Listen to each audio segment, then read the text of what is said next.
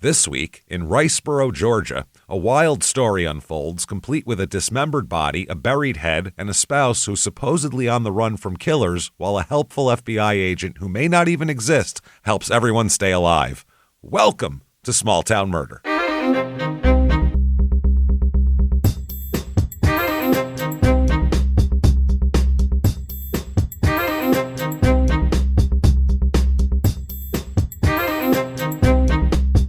Hello, everybody, and welcome back to Small Town Murder. Yay! Oh, yay indeed, Jimmy. Yay indeed. My name is James Petrogallo. I'm here with my co-host.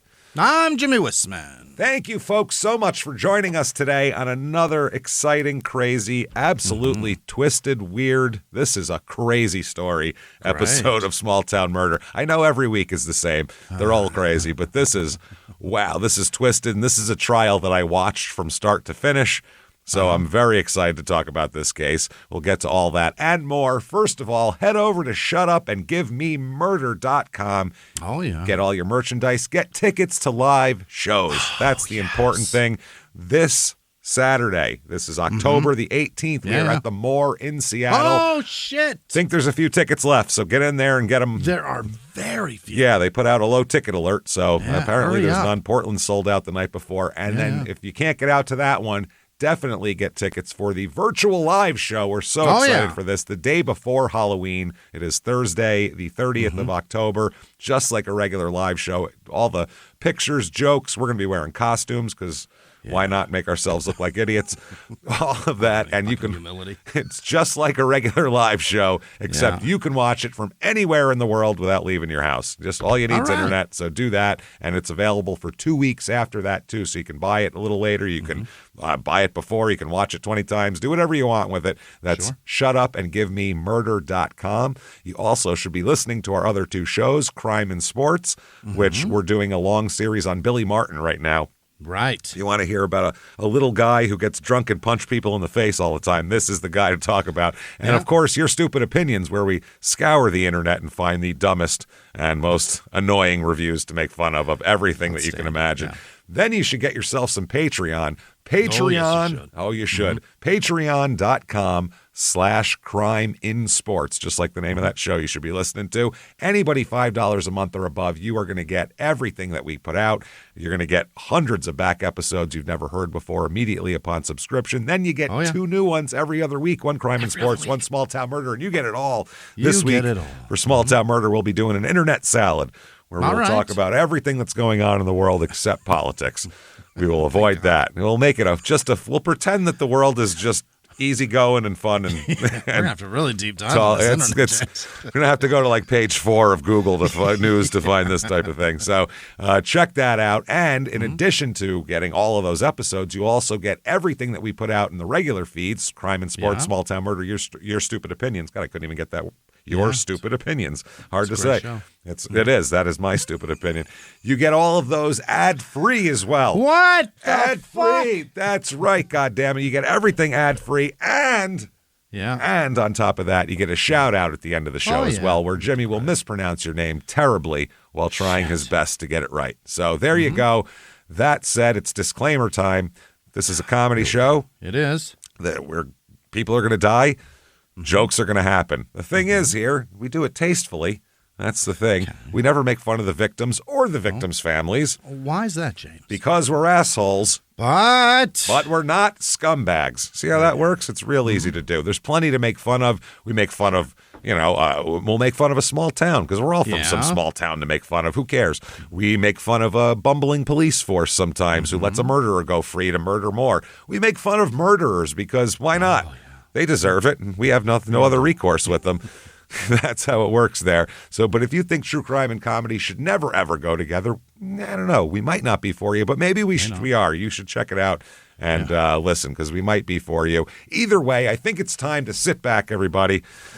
Let's all clear the lungs here, and let's all shout, "Shut up and give me murder." Let's go on a trip, everybody. Okay. Let's do this. We are going down to Georgia this week. We're going to Riceboro. Yeah. Rice, B-O-R-O. Riceboro. Yeah. Oh. Riceboro, Georgia. No U, no G, no No, H. none of that. It started like right. that. We'll get to it. Oh. This is down in southeastern Georgia. This is way They down actually there. grow rice down there, right? In this area, yeah, they did Yeah. for a while here. This is about 45 minutes to Savannah, Georgia. About an hour and a half to Jacksonville, if you want to go south. Sure. And then about 5.5 hours to our last Georgia episode, which was Somerville, Georgia. That was episode 599, Madness of a Murderous Maniac. He was mad. I'll give myself credit for that title. That's good alliteration right there. This is in Liberty County, area code 912. The motto here is deep roots, strong people, lasting pride. Yeah. That's their motto. History of this town. The community was named for the rice industry that was here. Yeah. Because in the beginning, they grew rice here. This is it's kind of near the water, though. So it's, it's got, Sure. as it grew, it changed a lot. Rice, Swampy. Exactly. Riceboro was the second county seat of Liberty County. Had that for about 40 years, and this is from the late 1700s to about 1835. So All right. then they switched it somewhere else. They first incorporated the village of Riceboro with the UGH on it. And then they got rid of that at some point here. Reviews of this town, because we've never been here. We don't know anything about it. Let's find out what other people think. Here's 5 stars. Riceboro is a very small town, but it's a growing community. It's getting bigger. Yep, it's a beautiful town, really. Seriously. I swear it. And everyone is one big family. Wow. We have, I hope that's a euphemism. I hope they don't mean literally. You know what I mean? You never know sometimes. We have festivals and so many activities. It's really I love the last sentence. It's really a great small town. I'm selling this as hard as I can. And there's only 2 reviews, and they're both 5 stars. So that's it. Really? It might be great. Here's 5 stars again. Hello. My name is Crystal West. Hi, Crystal. Well, nice Welcome. to meet you. Welcome aboard. Welcome to the show. I am from a very small rural town called Riceboro, Georgia. My town has a lot of history and great loving people. We love to show our visitors Southern hospitality. My town is more of a senior and retirement area, not much of a nightlife, but if you drive to Hinesville, Georgia, a town about 15 minutes away, it offers more nightlife. Everyone knows about the famous nightclubs of Hinesville, Georgia. That's illustrious. Yeah, we know that. It's whenever you see like an NBA Finals game, you see the guys running off the court. That's to catch the last flight to Hinesville so they can go party that night. There's nobody else anywhere. We're located about 30 minutes from Savannah, Georgia. I would recommend you visit my area and try some of the best seafood at our local restaurant, Captain Joe's. Oh, let's all go to Captain Joe's, Captain everybody. Joe's? Tell Captain Joe. Knock off Long John Silver's. Knock off Captain Ron's. Knock off Captain D's. Yeah. We look forward to seeing you soon. And then again, Crystal West at the end. She wants you to know. Yep. Crystal put this in there twice. People in this town, 977. So it's a small town. Nobody. That is nobody. Men and women, it's 54% women. So, fellas, that's a place to go. Yeah. It's mainly because it's a retirement crowd and women live longer than men. So that's they've just outlasted their husbands. Median age here is 52.3, which is 15 years older than the national average. It's an old town. Jeff Probst needs to be the mayor of this town. It's just Survivor. That's exactly what it is. See who can make it to Jacksonville. Family here, 49.2% married, and 12% are single with children. So those are about average. A lot of average stats. Race in this town, 7.5% white, 87.6% black, 0% Hispanic. 3.5% Hawaiian Pacific Islander. This town so there's is an enigma. A community it's of it's interesting. And the weird part is everyone involved in our story is white too, which is strange. Wild. It's crazy. 27% of the people here are religious. It's usually 50-50, but still, even at 27%, the highest one is Baptist, because as we know, the Baptists are the Catholics of the South, as we know. There's a lot of Catholics up north, a lot of Baptists down south. There's low unemployment here. It's like half the national average. So People are hustling. Median household income here, though, is rough. It is $40,911 a year. My word. Almost $30,000 below the national average. Yeah. It's not good. Cost of living in this town here, we have throughout the rest of the United States, 100 is regular average. Here it's 79, so not that bad. Very affordable. The lowest thing is housing. Housing is ultra cheap. The median home cost here is $119,500. Median home cost. Median. Wow. That is That is fascinating. that is bonkers. And the weird part is, though the house is for sale, none of them are that low. But all the home values are low, so it's very strange. I don't know. What'd you pay for your first house? Where? Ever? That you owned? Oh God, 2000. Your very first house. You don't remember? Yeah, I think it was dollar figure. 210,000. Okay. And we paid couldn't, 119. we couldn't afford it at all. No, So I paid 119. We lost that house, so that doesn't matter. That was years ago. Okay. That's how that goes. So if you, like us, are looking for a new house, we have for you the Riceboro, Georgia Real Estate Report.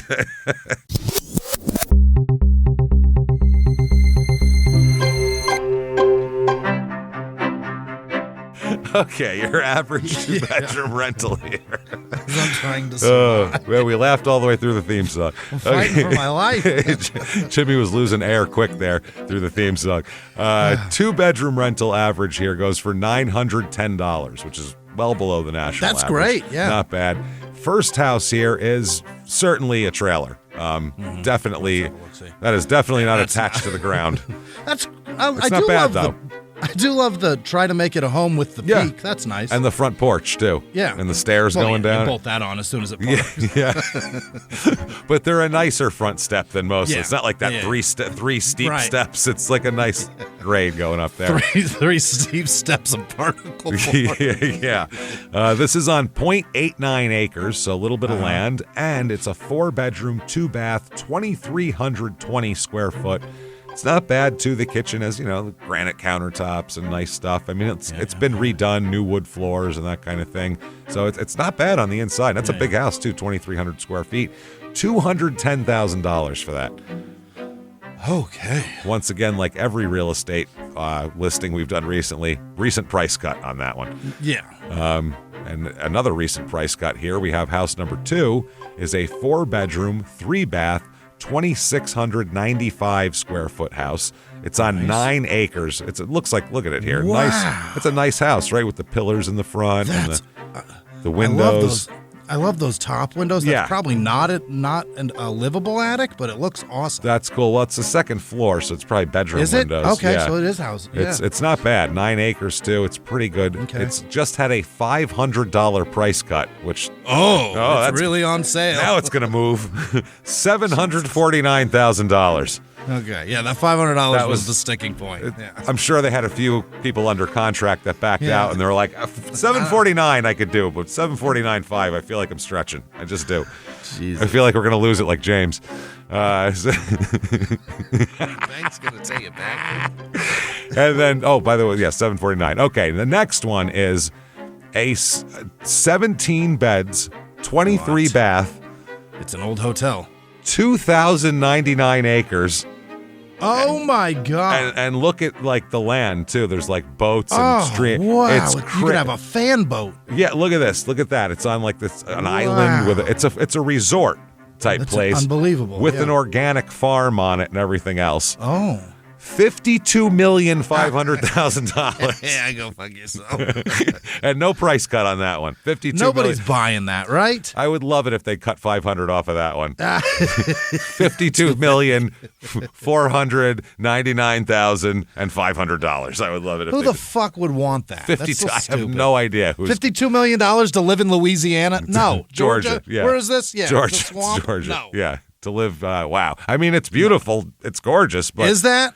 I mean, if that's what you're into, but it's a resort and a farm. Yeah, there's bugs and animals that will eat you in your sleep. I'm not living there. You have to have a serious business model. This isn't for you and your kids are going to move in. No. Yeah, this is that's not a weekend getaway. This is like you get an investment group together and do a whole thing. Things to do here in this town. Here we go. Yeah. Rice Fest 2025. All right, sure. It is happening soon, too, November 7th through the 9th. So I do love rice, though. I love rice. Rice is I great. eat it 3-4 days a week. I love it. Rice is great. I love all kinds of rice, too. That's the Yeah. other thing. Whatever you got for me, I'll eat it. I don't Yeah. care. I love it.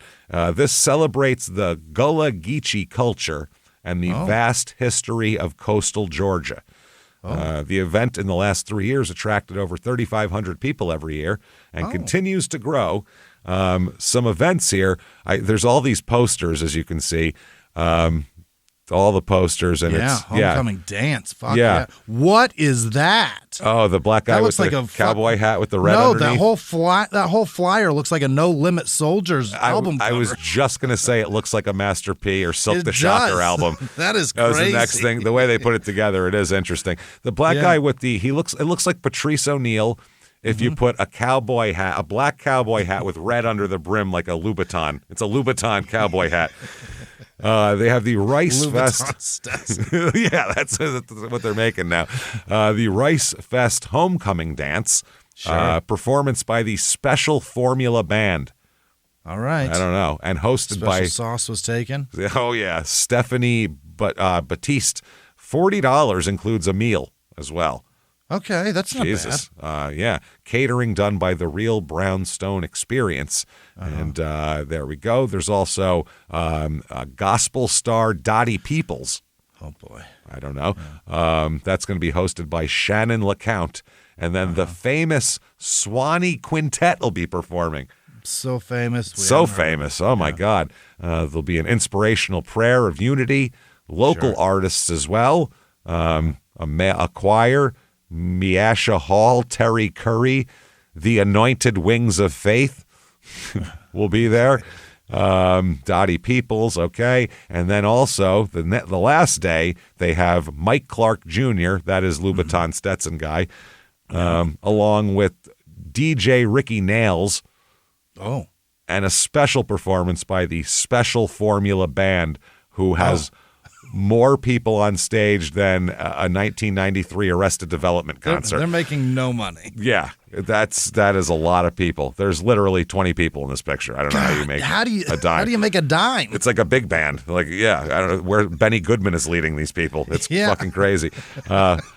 Dave Matthews. Jesus Christ. Hosted by Stephanie Batiste again. Oh, she's hosting all weekend. Oh, she's busy. She's a busy gal all weekend here. This is there's also a Sarah McRiver Rice Fest cook-off.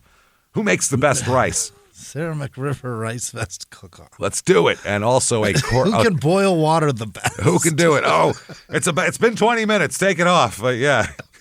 I just put it in a rice maker. It's even better. Yeah, the rice pot has ruined everything. Oh, it's so easy. Like, fuck. Damn it. There's also a Corvette car show as well. Maybe I'll drive on down there with mine. Head on down. We go. Head on down to Riceboro. I'll bet this is actually fun. Oh, I'm sure it is. Yeah. Yeah. I'm sure they probably have good food. And it's only $40. That's awesome. I want rice. What festival have we done that was that affordable where you get food and a show? You get food and a dance and never. It's always $200. Stephanie Batiste or whatever it is. Crime rate in this town. What we are interested in here. Property crime is slightly above the national average. Okay. Violent crime, murder, rape, robbery, and of course assault. The Mount Rushmore of crime is just under the national average. So pretty average. We'll say average crime here. Yeah. That said, let's talk about a murder. Let's do this. Well, like I said, I watched the whole trial, riveted and fascinated by this. This is one of the craziest cases ever. And when it goes to court, it's even crazier. It's better? It's insanity. I mean, as better can get. When a murder suspect has a story that sounds crazy, but like it's the story that the defense attorney's pitching in opening arguments and saying evidence or whatever, and then in closing arguments, that's one thing. But when the accused gets on the stand and repeats this crazy story, that's when gold happens. That's when that's the sweet spot of a trial right there, man. How dare you say this shit? Unbelievable. So let's talk about some people here. Let's introduce, first of all, Nicholas James Casotis. Kassotis, Casotis. He is born around 1982 here. He grew up born in Chambersburg, Pennsylvania. That's where he's from. He grew up, his mom's name is Linda. His father's name is Wayne, if it's really his father, as we'll find out later. Awesome. You never know. This is nothing can be taken at face value in this story. Everything has a smoke and mirrors and lies, and great. Mainly if you put smoke and mirrors on top of a bed of quicksand, that's what the story is. It's fucking insane. Okay. He was raised in Fitzwilliam, New Hampshire, which is a very small town, population under 3,000. Yeah, little tiny place north somewhere. I don't know exactly where it is. I don't remember. I just know it's under 3,000 population here. Now he's a smart guy, Nick. Real smart guy. He goes to college looking to be a lawyer. He is going to earn two law degrees, including one from Northeastern University. He went to Boston University. Wow. He got his BA, which is a good school. He went to Northeast. A BA from BU? Get out of here. A BA from BU. He went to Northeastern Law School and then went to Georgetown, which is a very smart guy. Yeah. He's been to a lot of colleges for the right reason. Absolutely. Georgetown, amazing. He got his LLM in National Security / Cybersecurity. So he's got, I have no idea. This is how, we're very dumb and neither of us have gone to college. I've never heard of an LLM. So, I don't know. I know what a BA, I know what an MLM is. MBA, I know that.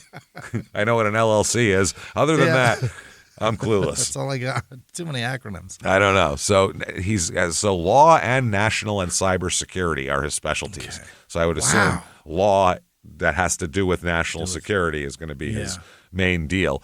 And that is exactly the path he takes as he is a commissioned Navy officer in June of 2006. Nice. So he goes through all that school and then he goes to the Navy. He served as a JAG in the Navy. Oh, a lawyer. I know that because of the TV show. I was just going to say, you might recognize that from the show that was on for like 40 years. Is it still on? Jag. I don't even know. Probably. I have no idea. But there was a show called Jag. I've never seen an episode. I don't know who's in it. But I know it was a show about Navy lawyers. Yeah. That's all. And I assume they solved crimes or something. That's all I can imagine. Yeah, I do. I know. I never watched it. I got to assume that old people made that show stick around as long as it did. I think that was for an older crowd. I'm sure some younger people watched it, but I think it had an older audience. It was like NCIS. Yeah.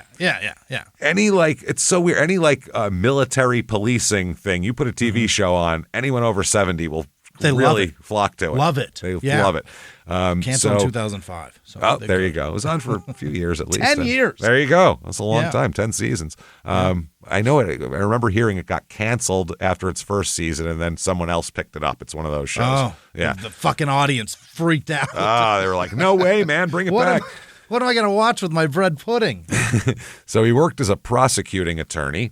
Okay. And the role involved doing court martials and courts martial, I guess it's technically, advising on military law and conducting investigations.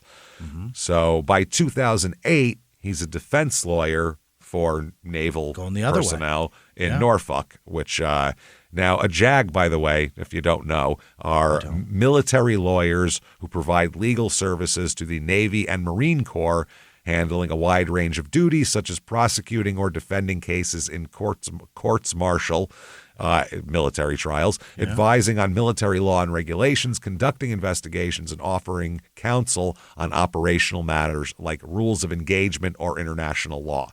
Okay. Are we breaking Geneva Convention shit here or whatever?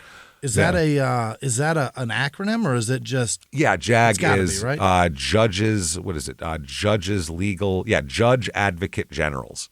That's what they are. JAGs. Yeah. Judge Advocate General. And is that where Jagoff comes from? I bet you fucking Jagoff. I think that's from lazy people who don't like to use hard consonants. Yeah. Or just say the word jack off in public. Yeah. Well, it's so much easier to roll the G into off than it is the CK. So. His commander called him, quote, an exceptional officer, detail-oriented to the point of obsession, never missed anything.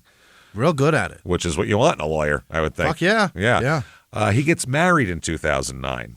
Good for him. to a woman named Heather. Now, Heather has a medical condition that makes conception hard, very difficult for them. Okay. They want to have kids and they try to have kids. They they try to have kids at first and they find out she has some kind of problem. They underwent a bunch of testing, but she chose not to pursue fertility treatments, so they ended up having no kids. She didn't want to do the fertility treatments. Oh, no. Apparently. So he continues in the Navy. He completes 2 tours in Iraq. Nice. Got decorations we'll talk about later. Then he's going to serve in Italy for a few years. Really? Yeah, because we have bases there. We got big operations happening there? Yeah, we've had since World War II. I mean, Yeah. All right. Once we kicked the Germans out, we were like, we're never leaving. What are you kidding me? Also, get us that DiCecco. It's awesome. And the Italians are happy because they were thrilled that to kick the Germans out. Yeah. So anyway, he serves for several years there as a prosecutor before then providing legal counsel to senior officers at the Pentagon. So he's doing some high level shit here. Yeah, no kidding. Some very interesting shit. Hey everybody, just going to take a quick break from the show to tell you a smarter, better way to shop with Stitch Fix. StitchFix.com. Absolutely, because let's all be real here. Shopping, not as fun as it sounds. It's not. Terrible. It's not as easy or as fun, especially for us. We don't know what we're doing out there, so it's difficult. And you think sometimes you'd wish, could someone just tell me what to wear? We say that all the time. I wish someone would just tell me what to wear. Just dress me. I don't care anymore. Because we do it, I'm telling you. So we're busy to shop and go out, but we want to look good. We have to go out in front of people on stage. That's why we love Stitch Fix. Your stylist sends you clothes that fit your vibe, body, and budget. Shopping without the hassles. Sign me up for that. That's what this is. Here's how Stitch Fix works. You take a quick style quiz, share your size, style, and budget, and get matched with a real human stylist, not an AI thing. Yeah. Real human who's going to get what you're doing, understand your vibe, and I like this. It's really cool. I like working with the stylist. Yeah, they send personalized pieces that I've actually been able to wear and I enjoy and like. And I'm tall, so it's weird with sizes, and they figure it out.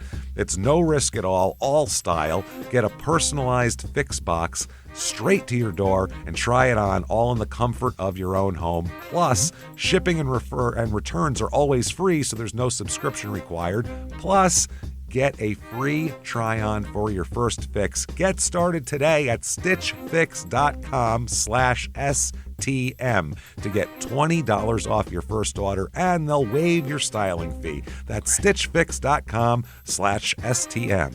Now back to the show. Then he was prosecuting people in Sicily after that. Oh. And he goes back to Sicily and is prosecuting people. He said, quote, mainly sexual assaults. You know those Italians. There's a lot of them. Always groping it. You know what I mean? Why is he the prosecutor? I don't know. Is he an Italian citizen? Can he do that? You go ahead and prosecute these pervert Italians. No, I think it's the naval people that are doing this. It's not. Yeah, and I'm told there's a lot of those. Yeah. He said that's the most common crime at court-martial level is sexual assault. Yeah. Well, think about it. We gotta fix that. Absolutely. God damn. It's like camp for 18-year-olds when it comes to that. Like, and there's older so many people, and older sometimes such too. Fuck ups, yeah. So he earns decorations here. He does his 2 tours in Iraq. He is a lieutenant commander. He rises too. I think so. It sounds good. Yeah. Sounds impressive. If I told you I was a lieutenant commander, you'd go, wow, holy shit, how'd you do that? You're a commander of anything. I'm impressed. That's not bad. Even Cobra Commander. That's pretty impressive. It's not bad. Yeah, whatever. He earns a Meritorious Service Medal, a Joint Service Commendation Medal, a Navy Marine Corps Commendation Medal. He got 2 of those. Wow. And a Navy Marine Corps Achievement Medal. He got 2 of those. Wow. Him and Heather here, as he gets back into civilian life around 2015-ish here. They have a nice house that they bought together. I'll show it to you right here. Let's have a look, see. That is a nice house that they bought together. Pretty brick house right there. It's very nice. Lower level, that's classy. Yeah. Not bad. It's a 4-bedroom, 3-bath, 2,023 square foot house on 0.51 acres. So roomy, leafy, looks very nice. Trees around you. It's at 3805 Adrian Drive in Alexandria, Virginia. Very nice. So that's where he's going to be. That's in 2015. He's at the Pentagon. So he lives in Alexandria, in Virginia. He's at the International and Operational Law Division. You know, our old jobs. I don't know how he did all this. This is impressive. Where'd he come from? Fucking New Hampshire? Chambersburg, Pennsylvania. First, then small town in New Hampshire. So, he's making good, you know. Wow. He was managing agreements made with navies worldwide. So, like international agreements of where your water ends and where ours begins, and fishing rights and all that shit's all mixed in. Don't fuck with those people, they won't fuck with you, that kind of thing. All of that stuff is mixed in. He's also working on cybersecurity. He's doing great, really doing great. He ends up getting out of the military after, I believe, almost 10 years about. He's an officer, he works briefly as a civilian for the Navy. Okay. And then he says that he got a job with a company called Apis Limited, APIS, which is a software company that's very mysterious, nebulous. So we don't know what they do. But a guy like him, when he tells people that, they're just like, oh, well, you're like a national security guy, so I'm sure it's some top-level shit that we can't know about, some secret shit, you know what I mean? Probably also another fucking acronym. And another acronym, well, no, actually, APIS, we'll find out what it means later when he tells us later. It's funny. Oh. Okay, so he gets divorced here from Heather. Not having it. I guess, according to him, it was due to the fact that they didn't have any children and there was fertility issues, and he claimed she didn't want to really work on it, so he said he wants to have a family, and that's he wants the kids. That's why. Yeah, he's saying he wants the kids, and he's saying she's unwilling to do anything. He also said she's been having an affair for a long time. Now, later on, she will testify under oath that she never had an affair. So really, we don't know how true it is either way. So this is just maybe some sour grapes. Yeah, sour grapes. You could just pissy tangerines, whatever you want to call them. I don't know. There's paranoia in general. Just thinking that she's doing something that she's not. Maybe. Maybe he's a suspicious guy. He's a prosecutor. You know what I mean? Maybe that's his job. Yeah, awfully suspicious. Bleeds over into the house. Sure. So they have a divorce settlement now. During these court hearings and divorce hearings, he says that he has millions of dollars. We'll find out exactly how many. And they agree to a divorce settlement that requires him to pay Heather $1.5 million. At the lump sum? I don't know if it's 1. lump sum, but it's 1.5 he owes her. Now, he gets to keep the house that we talked about there. That's not a $1.5 million house. No, right now it's worth about $750,000. It's about half of that. Okay. So, I mean, if you factor, back then it wasn't that much. It wasn't worth that much. But still, what years did they get divorced? 2016. So it wasn't worth that much. Yeah. But still, that's you figure a good hunk if of it was change. $500,000, then it's still really $1 million he's given her. And he a gets million. a house. Yeah. So, that's kind of how it works. He kind of bought the house and. For way overpriced. Yeah, a little bit. Now, the problem is he doesn't really have $1.5 million, even though he said he has tens of millions of dollars. Why would he do that? This is interesting. So the Navy starts asking questions about his finances because basically, if you're in the military, you're like under their thumb. And if you do anything nefarious, they look into you. So like even if you're not paying off your wife or something, the Navy will like investigate you. Yeah, you represent us, and if you look like a piece of shit, then we all look like pieces of shit. Yeah, so they start asking some questions. Now, I don't know if this is true or not, but he claims that the day after the divorce is final, Heather got remarried. Oh, then he says he had to pay her a lump sum. He says that she was the agreement has nothing to do with her remarrying. He owes her $1.5 million. She could have 7 husbands. She could be Liz Taylor. It doesn't matter. It has nothing to do with alimony. Okay. No, it's not alimony. It's just a separation. It's a settlement. Right. So it's a different thing. It's like a division of assets type of deal. Yeah. So he claims that she married her affair participant. So we don't know, though. Now, 3 weeks after the divorce, Nick meets another lady. Yeah. He meets Mindy with an I. Yeah. Mindy Ruth Mebane, Mebane. She's born same time as him, about 82. They're same age. Now, they meet on OkCupid. Oh, boy. Which, by the way, sounds like you're trying to, like, get Cupid to shut up. Yeah. Okay, Cupid. Okay, Cupid. You know, it's like a very... Or just like, fine. That's what I mean. It literally is, come over Whatever, here and settle. Cupid. Yeah. Okay, Cupid. I'll just go out with that one. Fine. I'll lower my standards, and they'll lower theirs. Fine. Fine. We're all going to go down a couple of notches, but maybe not. Maybe you find great people on there. I've never been on there. I have no idea. Like that. It just sounds, just the name of it, nothing else. So now, Mindy, she's from a very close-knit family. She's the eldest of 3 siblings. Her parents are Frank the Third, and Betsy. Those are her mom and dad. And her brothers are Frank the Fourth. Of course there is. Of course there is. You don't have a third and then stop there. No, if you have a third, it's going. We've been working on this since 1901. Unless you say it stops now. No more. No more of this Frank shit. So now they are from North Carolina originally, but they travel around. The parents have some ties to New Orleans. It's one of those things. Now, Frank was a minister in North Carolina. Nice. So he is known for close family, discipline, and, quote, faith-based perspective. Oh, boy. So she comes from a very religious, strict upbringing. Dad's a minister. I mean, you know, there you go. Just like in the Navy, you can't be fucking off. It reflects badly. It's the same thing if you're a minister. Yeah. Unless it's dusk till dawn and Harvey Keitel's just throwing the F word around all willy-nilly. Yeah, That was crazy, by the way. That was not the craziest part of the movie. No. I don't know. To me, it was pretty wild. It's Harvey Keitel. He can't help it. That's It's just wild that he's like a minister, but he's just like saying fuck every 7 seconds. I feel like if Harvey Keitel had a child, it would come out and he'd be like, holy shit. What the fuck is this place? Look at this fucking baby. Look at him. There's a baby. It's right here. He's fucking beautiful. It's just so crazy. And his kids, too. They're just like the least, I don't know. Both of them are saying just crazy shit. Yeah. Are you guys really raised by a minister? This is wild. No, is the answer. Maybe. Yeah. So Mindy, again, she is big into education as well.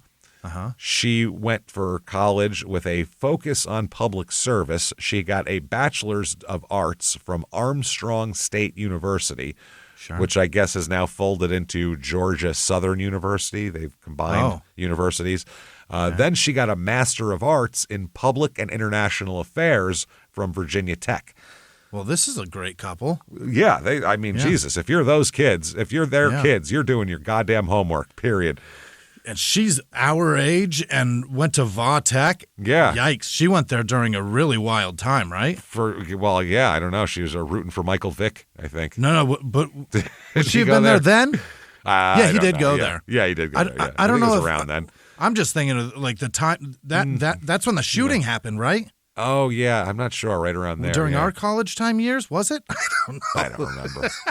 Who knows? Completely irrelevant. Let's not talk about that. Let's not get into shootings. I don't remember when. I think that was like 2009 or something. Oh, was it that late? I thought it was later, but so who knows? She may have missed it. That's good. Now her former professor.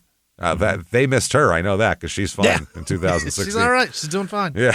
Her former professor called her, said she was, quote, one of those special students you wish you could have a whole classroom full of. Always such a happy person. Love that. That's great. So her career begins as a legal secretary in the corporate sector. And a legal secretary is not the same as a secretary. No, they have to, they put together. They got to know case law and shit. They put together the actual forms and the actual stuff. So the lawyer just goes, they know a lot. Yeah. And put together about it. I'll give you the points and you got to actually put it in the language and do all that shit. And then she transitions into the nonprofit sector. Okay. Where she wanted to be in like social work anyway and do good for things. She was one of those people. Wow. She wants to do good and help people basically. So she transfers over to a nonprofit area of business here. Now, they had their first date at the Black Wall Hitch restaurant in Alexandria, Virginia. The Black Wall Hitch. Well, that doesn't make... romantic. Those are 3 words that mean something. Just Yeah. not together. Blackwall is 1 word. Blackwall hitch. Oh. I don't know, man. It doesn't sound like it's got delicious food, but maybe it does. It's Iceberg Slim. It's what was the place in Pulp Fiction? It's like that. It just doesn't. Yeah, the words don't yeah, make any yeah. sense together. We will do. Maybe we'll find that for your stupid opinion. See if it's What still is it? open. Oh, Blackwall hitch. Maybe we'll see if it's still open. all right. So in the summer of 2016, this is when shit starts to get weird for Nick here. Okay. His name appears in a Washington Post article that gets widely circulated and clipped and shown and talked about here. Here's a man that agreed to pay crazy amounts of money to a woman and doesn't even have a dime. Well, yeah. Well, he said he had so much, so. What? So then she said $1.5 million. So he had to say, like, no problem. Of Fine. course. Yeah, that's easy. What the fuck? I get the house, though, So the Washington Post article is about a Marine court-martial involving classified information. Mm-hmm. Nick had written a legal memo quoted in the piece. Oh. So his name's out there. He later on called it the perfect storm for press attention. Couple months before the 2016 election, emails, classifications, all the hot topics. Oh, shit. So anything with those keywords in it Yeah. is His gonna article pops up. is going to be a big fucking story. Ouch. People are it's going to hit a lot of search parameters here. So Yeah.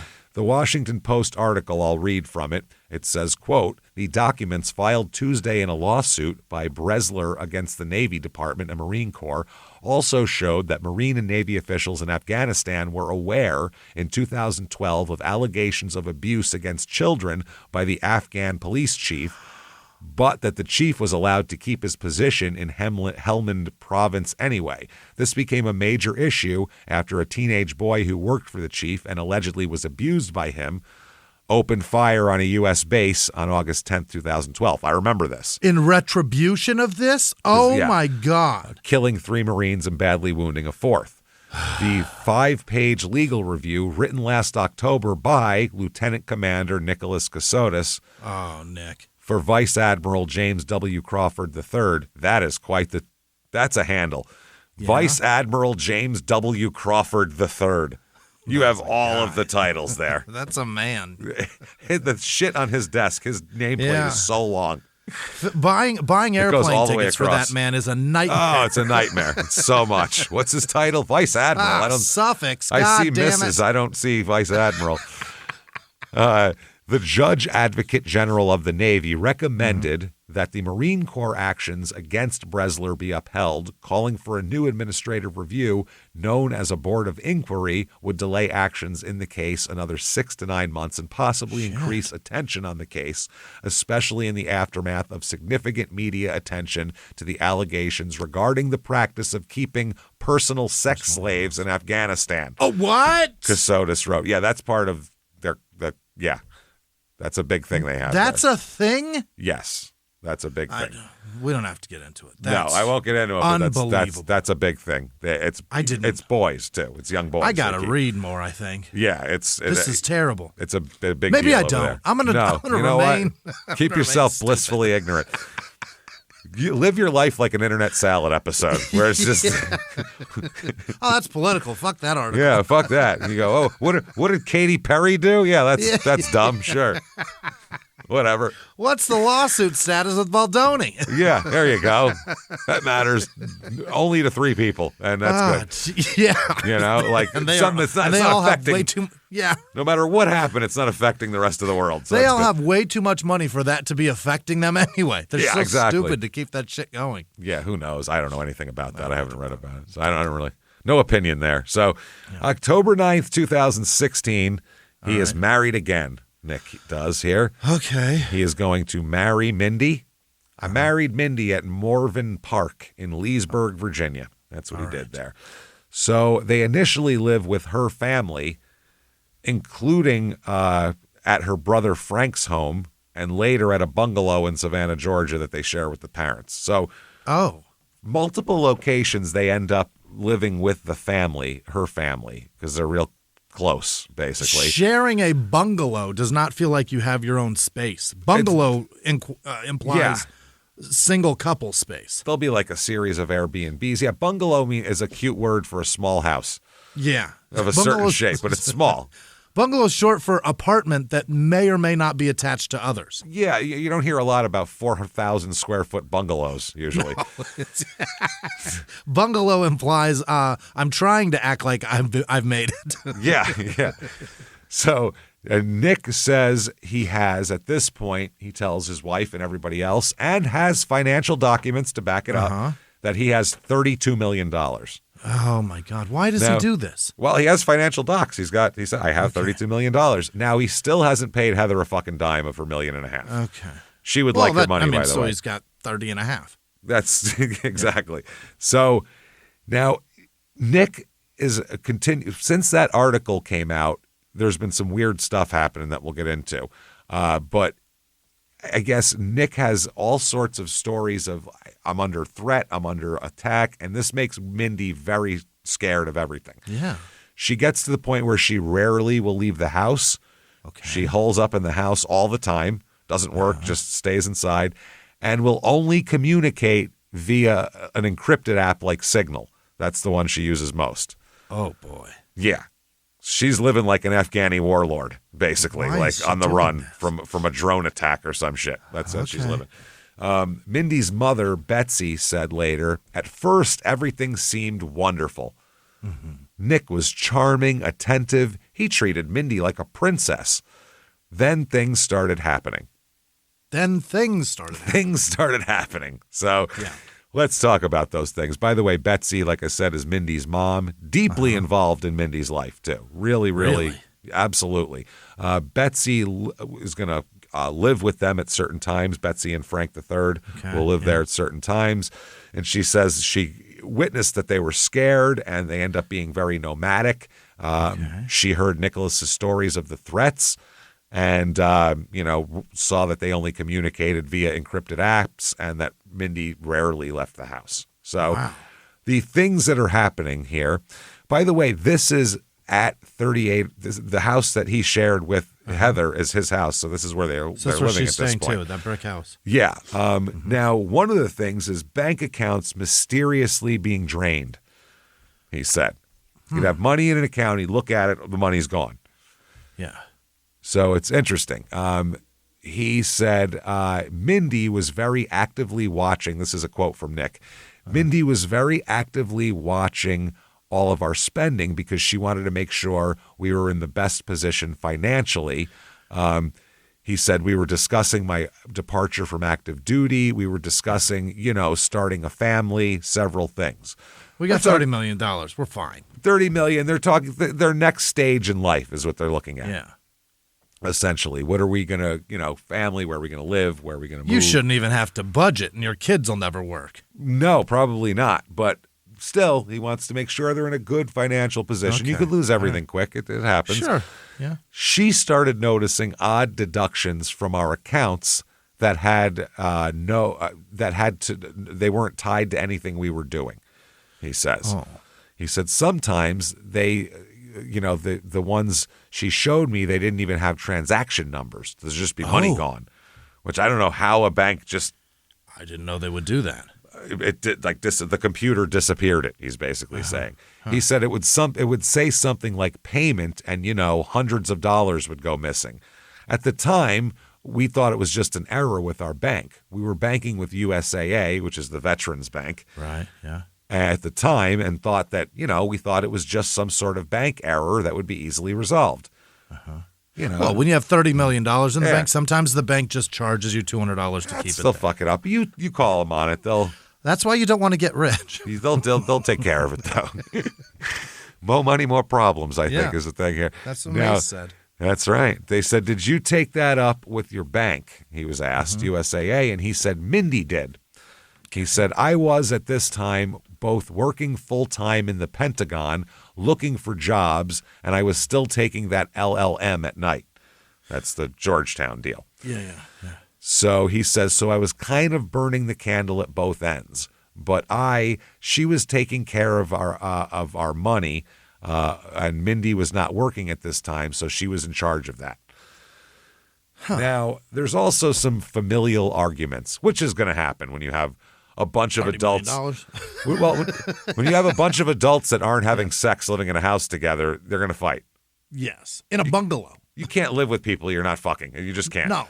You can't. Unless you're blood related to them and he's not. So there's fighting. Right. Yeah. So he said, we'd been having some kind of, I'll say, familial arguments. That's the way he puts it. All right. He said, Mindy, it started with Mindy and my brother Chris, kind of evolved over time to include all of our parents. It was, at that time, I believed it to be kind of normal marital, a new wife, somebody that they didn't know very well, and that, these were kind of growing pains that we were kind of going through. Because, it's a new couple, and they got married within a year of knowing each other, so that's they don't know each other that well. And they met on an app. You met on an app, so there's going to be some bumps to work out, and you got to smooth them. Yeah, you never know. So, there's always a degree of, and even the app things we've talked about, it sometimes works out great for people. Sure. There is some level of fantasy involved in it, though. Yeah, and withholding of information. That's what I mean. Well, to maintain the fantasy. You build an aura around a person, and then there's a lot of times you're disappointed when you meet, but you don't want to admit that because then you wasted all this time, so you're going to give it a chance, and the next thing you know, you're married and arguing with someone's brother. You know what I mean? That's what happens. There's 2 children and a lot of money out the window. Yeah.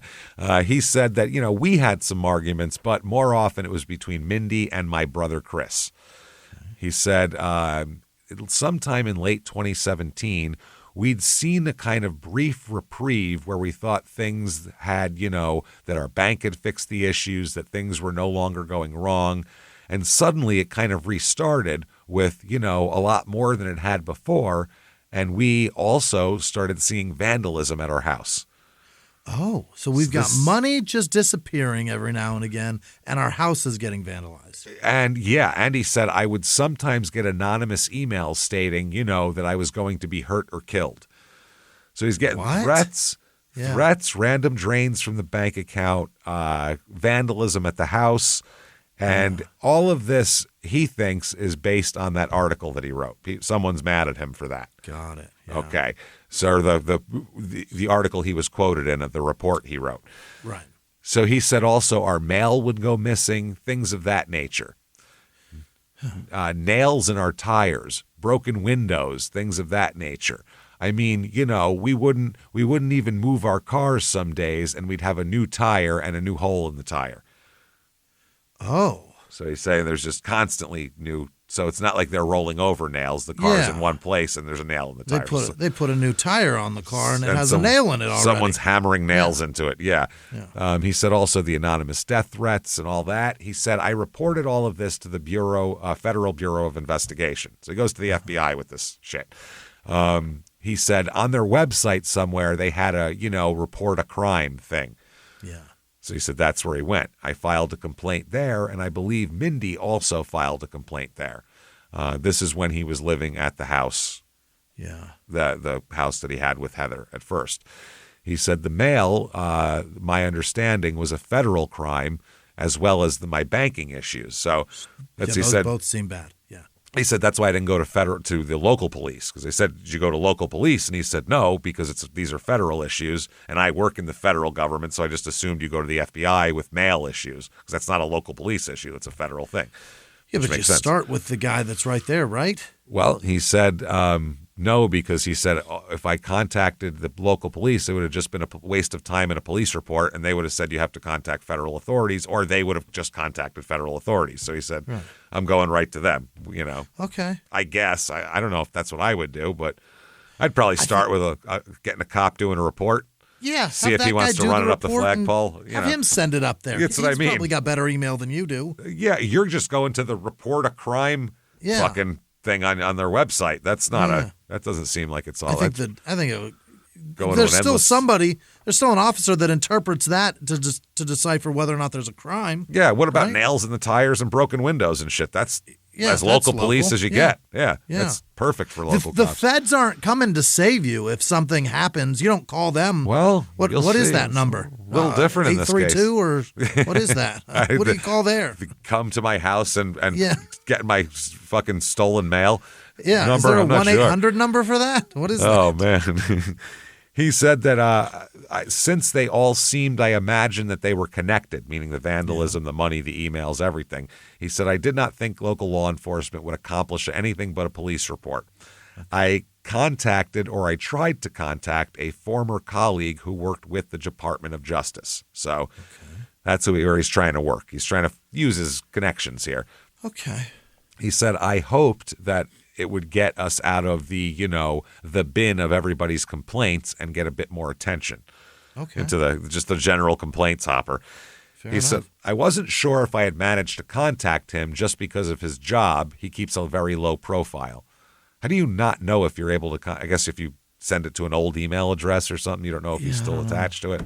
He said, but several days later, I got a call at work, and this is when I was working as a civilian at the Board for Correction of Naval Records, and Mindy said that an FBI agent had come to the house.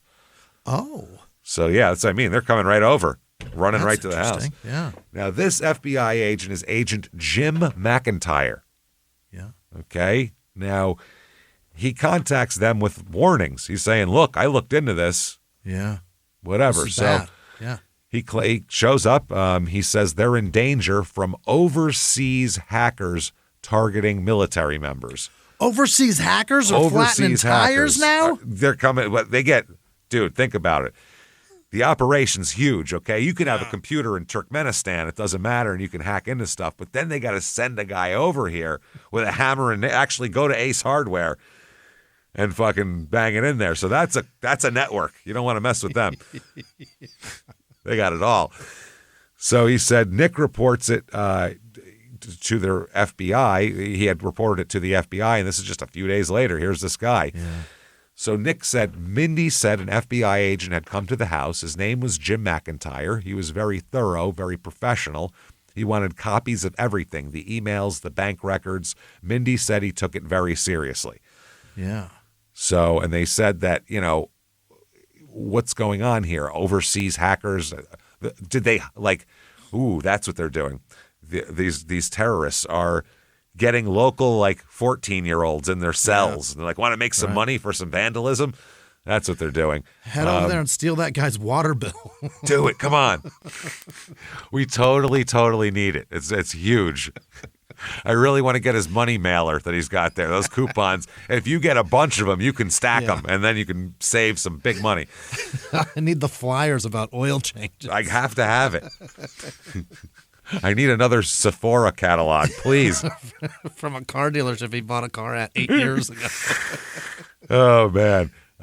So she said that he was there in regards to what was happening and that he'd be returning in the near future. He was just gathering info here. So Jim comes back. Okay. Pretty soon after. He's got the info. Absolutely. And Nick said, quote, he came to the house. I believe he had called to schedule it to make sure that I was going to be home at the time because he wasn't there the first time. Yeah. He seemed very thorough and very professional. He wanted to know everything that happened. He wanted specific issues with the banks. I believe we printed out and had screenshots of the charges that showed what had been going on, and we provided all of that to him. Mm-hmm. And he said that it was something he took very seriously and that he would be investigating it. He said, I didn't verify who he was because he's just an FBI guy who was helping us. It's Jimmy Mack. And he said, Mindy said that she had seen his badge when he first came to the door. Yeah. She told me at the time she'd seen a badge, so I never had any reason to doubt he was who he said he was. He's Jim McIntyre, FBI agent. It didn't cross my mind that someone could have shown up at my house at that time that wasn't with the FBI. How would they know to come here? How would they know to contact me? Yeah. I contacted the FBI. Okay. He said that, I thought that we were very lucky at that time that someone was looking into this. Yeah. He said, I had, as this was going on, I read multiple news reports of people who'd undergone cyber stalking and cyber crimes. And often it seemed like their big battle was getting someone to believe what was going on, getting law enforcement to take it seriously, and getting law enforcement who had the jurisdiction over the crimes to take it seriously. Look, we're an hour into this. I don't know what the fuck's going on. No, that's... What the fuck is going on? It'll come together. All right. He said, so I thought we were really lucky. Over the coming weeks or months, he advised us that he believed that this Washington Post article had gotten me some attention, and that I was from overseas, a hacking group of some sort that was targeting military members. He said that we should relax somewhat because he believed that the local vandalism and things of that nature were likely something they were paying kids to do or something of that nature. So he said he told us we were not in any real danger at that moment. They're so sophisticated they can take money from your account without transaction numbers or anything. Yeah. They know how to. But so unsophisticated that they've got 12-year-olds flattening your tires. Yeah, they just hire Caden from down the street. He comes over and hammers one of his dad's fucking masonry nails into your tire. That's excellent. This is what a story already. So he said that it was meant to be harassing us and that, he was continuing to investigate, meaning this is just to show him he's done wrong and so he doesn't do any more. It's not that they're not going to hurt him at this point, anything. So at that point, Nick says Jim got him a job. Oh. Yeah, Jim hooked him up. He said that at that point I was being employed by a software company that he had connected me to, that Jim McIntyre connected me to. He said that it had several name changes over the years, but that I worked there. He said the ending name was Apis, A-P-I-S, Apis Limited, which I believe is the Latin word for bee or something like that, like a bumblebee or a honeybee. Okay. He said that I believed that he's helping us helping me because of our situation. And we were both in the federal government and all that. He's probably an ex-military guy. So he certainly exists. Yeah.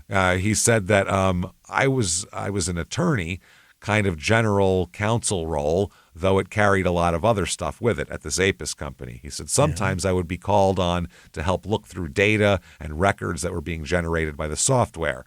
He said the nature of their business was AI software development, which obviously very big in the last 10 years. Yeah. He said basically using artificial intelligence software to analyze data and find connections between it. So he said, and as I had talked to Jim, I was hoping to find something that would allow me to work from home because despite his reassurances that we did not think that he didn't think we were in real danger, I felt very uncomfortable leaving Mindy home alone. What if something happens? What if they come for her? What if a bunch of guys in, masks and shit rappel from the ceiling? What are we supposed to do then?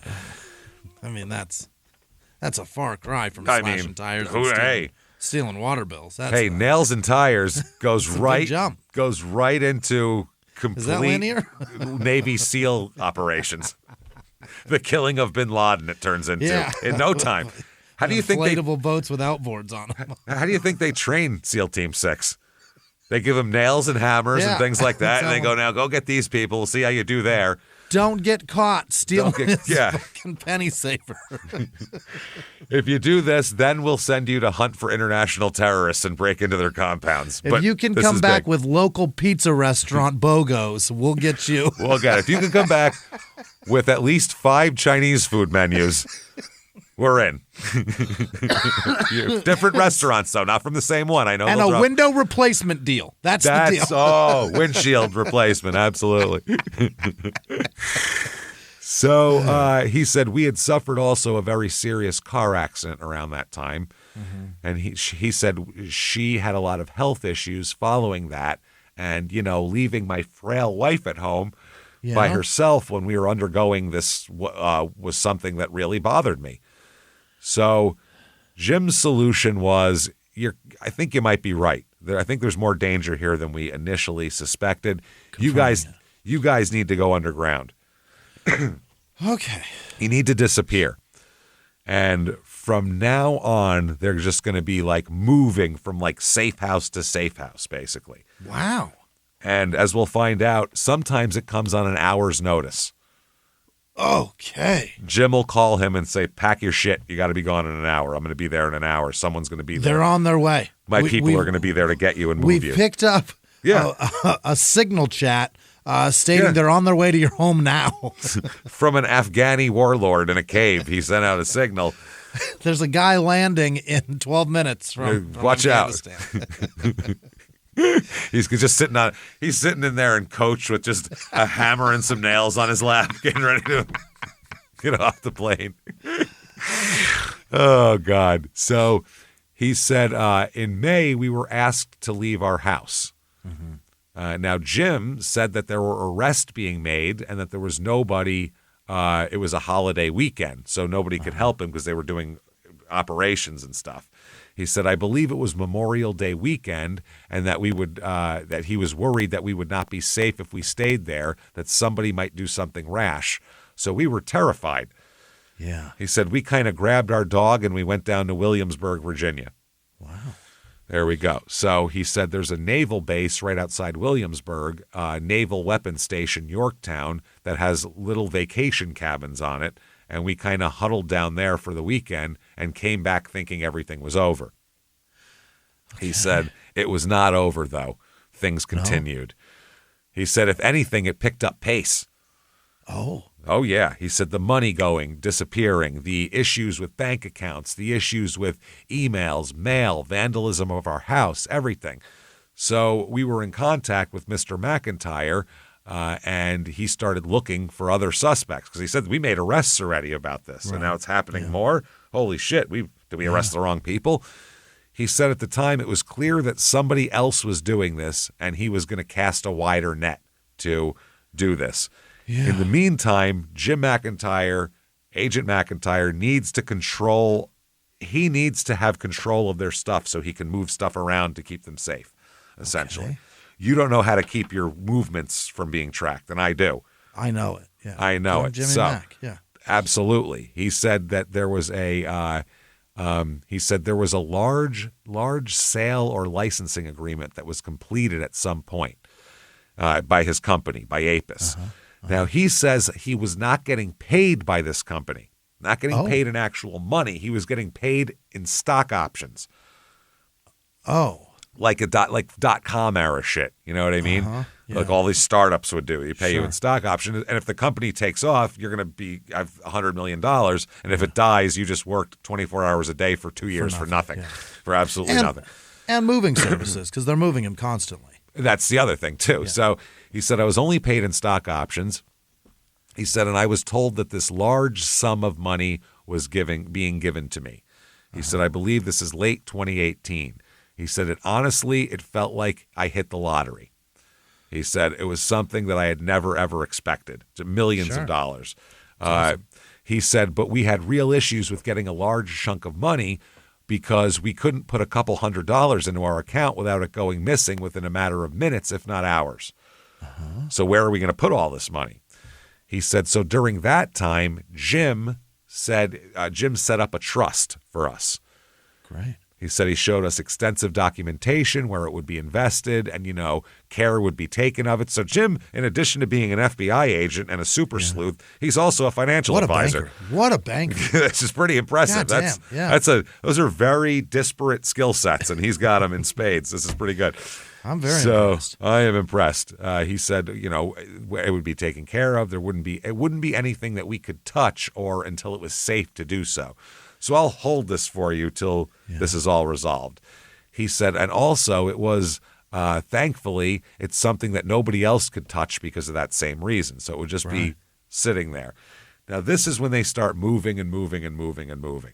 Oh, boy. Over a 4 to 6 year period, they're going to move somewhere between 50 and 100 times. What? Yeah. This is not... Where are they going? Every 3 months we have to move. This is sometimes... They're at a place for 3 days and they have to move. Sometimes they're there for 2 months and they have to move. You never know. And it's all over Virginia, South Carolina, Georgia. Yeah. Wherever Jim tells them to go, basically, they go. They're living in Airbnbs. Jim McIntyre controls where they live, their money. He manages the trust with this $32 million in it. That's where that comes from. Their communications also, they're only to communicate through Signal, through an encrypted app.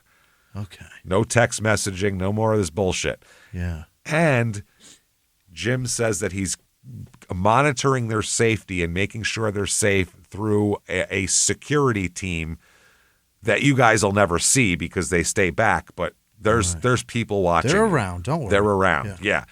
So the moves follow a pattern. Jim calls, says they're compromised, gives them an hour to pack, provides a new address. They load all their shit. Those big plastic bins that you have when you move? Yeah. All their shit goes in those big plastic bins. They have all the bins ready to go. They know how to pack up and go quick, and that's it. They load them into their car, and they go. He said Jim would call him and say, you have to be out of the house in an hour. This is where you're going. This is the code to get in. Pack your things. That's it. Wow. So he says, too, that he believed that Jim was paying for all this because of the investigation. Right, that's the other point. It's like where the fuck is all this money coming from? It's like witness protection type of deal. There's a big fund for that. You know what I mean? Yeah. There is, too. Yeah, right. It happens all the time. It doesn't usually go to people that are being harassed via stolen mail and nails in their tire, right? But if it's from international sources to a military guy who's being targeted because of what he did while on duty, sure, then you get that money. I guess you'd have to protect them around the country. Yeah. But they said sometimes they're there 6 weeks, sometimes they're there for 2 days. You never know. Wow. Nick's Navy friend, Cameron Nelson. Okay. The problem is it's not Jim paying for this. No. It's a guy named Cameron Nelson who is Nick's Navy friend. Okay. She's a woman, Cameron. Now, she initially, when they had a spot where they had no money, their bank accounts were drained, she gave him her credit card information to be able to get an Airbnb or something that was, she thought it was somewhere between $500 and $2,000 she was lending him. But over the course of a few years here, he runs up $200,000 on her card. Whoa. Which, to be able to imagine being able to have $200,000 in debt run up and you not even notice it. You got to how long? Over a couple years. Wow. That's insane. Now, apparently, Nick says that Jim was using this credit card because he had access to all their financial shit. That's how he had access to the credit card. Yeah. And so Cameron, the friend, said, I thought I was helping with 1 or 2 rentals during an emergency. I had no idea my card was being charged for everything for years. $200,000. Credit card. So imagine oh my God, unsecured debt. Put the interest rate on that too. Yeah. At 25%. So yeah. He said, I gave Jim McIntyre access to literally everything. He said, and I believe because of the investigation, I had to. That's necessary. My financials, my bank accounts, my social media, absolutely everything. And so did Mindy. So we put our life in his hands. He had access to our home. He had a spare key to our home as well as the alarm code while we lived there. He had our bank accounts, our USAA, and a couple others that we had tried to pick up to do that. He had, at this point, our mail. We had initially moved our mail to a post office because of the constant issues we'd been getting with our mail. But now he got it. It would just sometimes for days we would not get any mail. And then we would get these things that slipped through that said, well, you haven't paid bills and we haven't received this. You'd get late notices and go, I never got the bill. Shortly before we left, we moved our mail to a service down in Florida that would scan it and hold on for you and hold on to it for you and let you know what it was. Yeah. It's called the paranoid mail recipient. That's called. What? You got to get a filter in another state.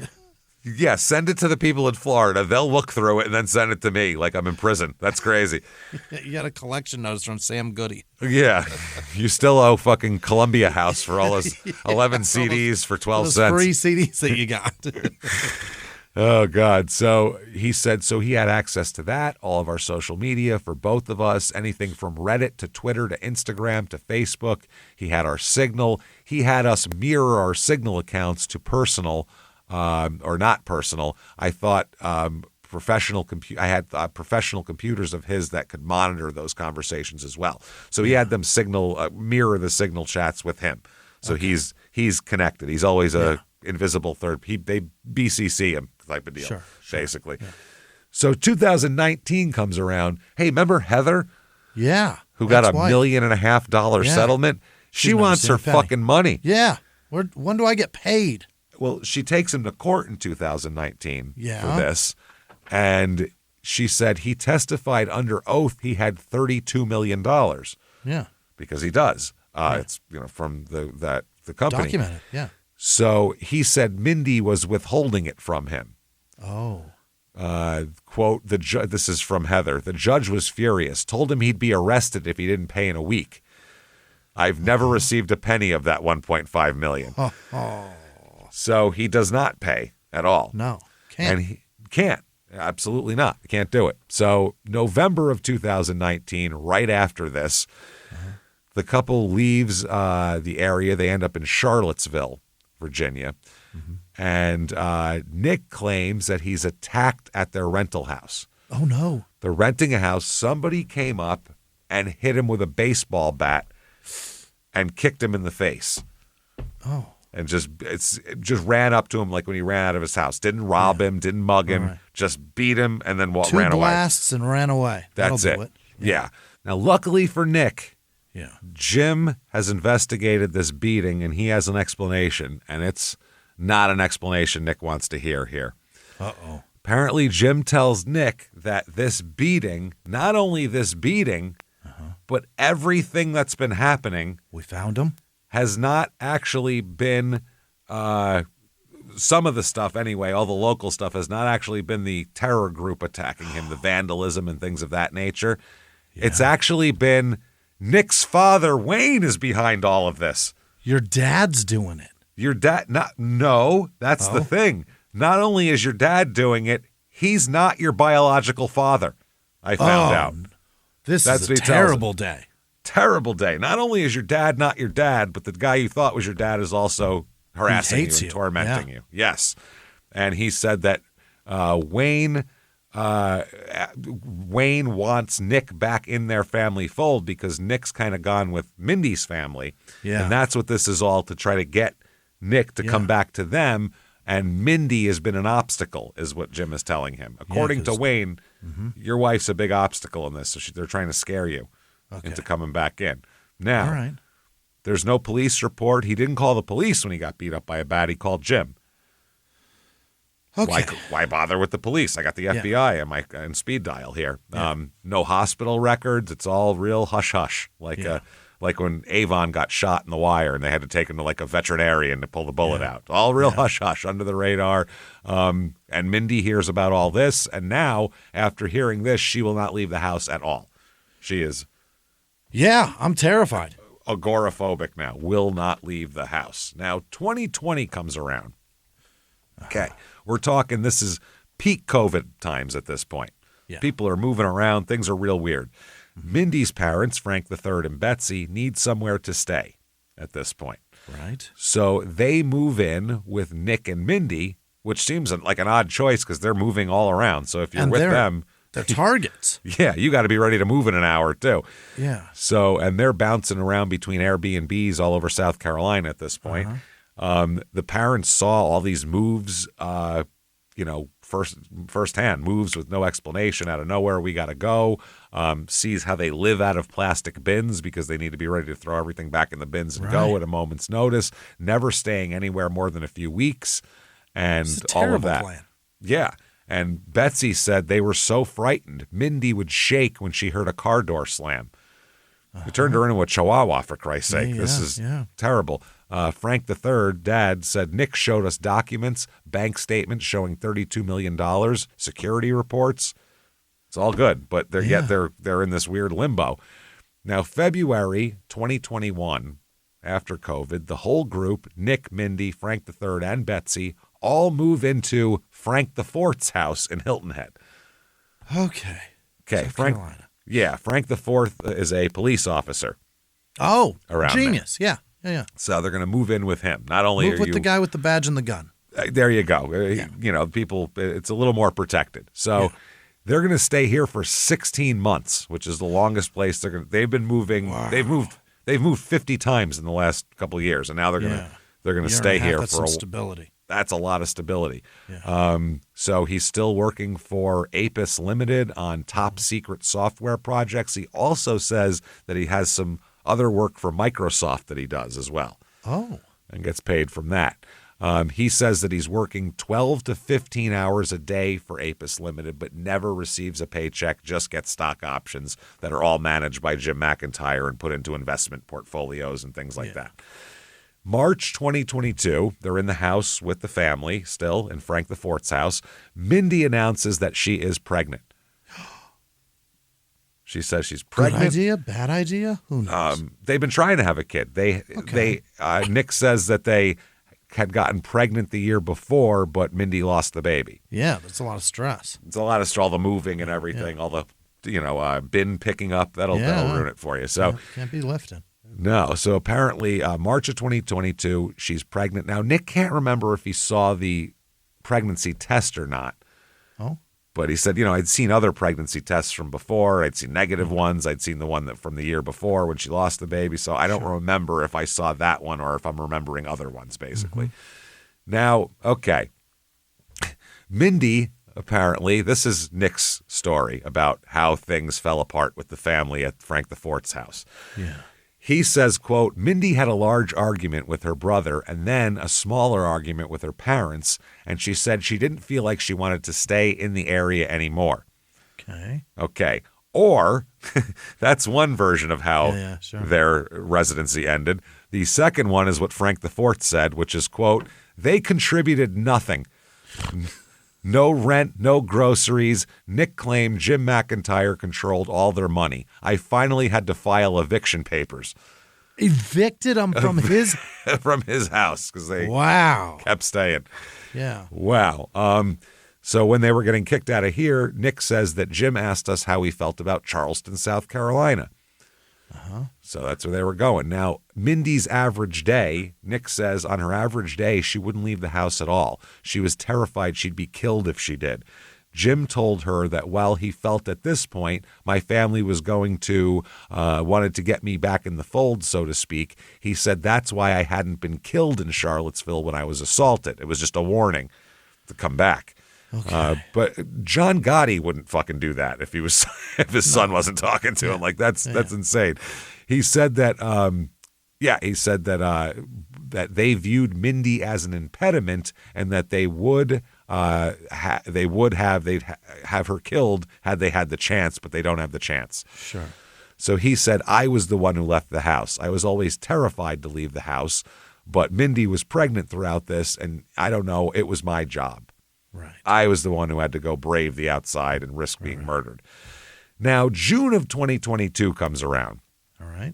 They're living in Savannah, Georgia at this point. Not bad. Nick is now a writer. Oh. Yeah. There you go. Less money. well, not really, as we'll find out. After the eviction, they move into 311 East 65th Street in Savannah, which is a small Airbnb bungalow, at $4,500 a month.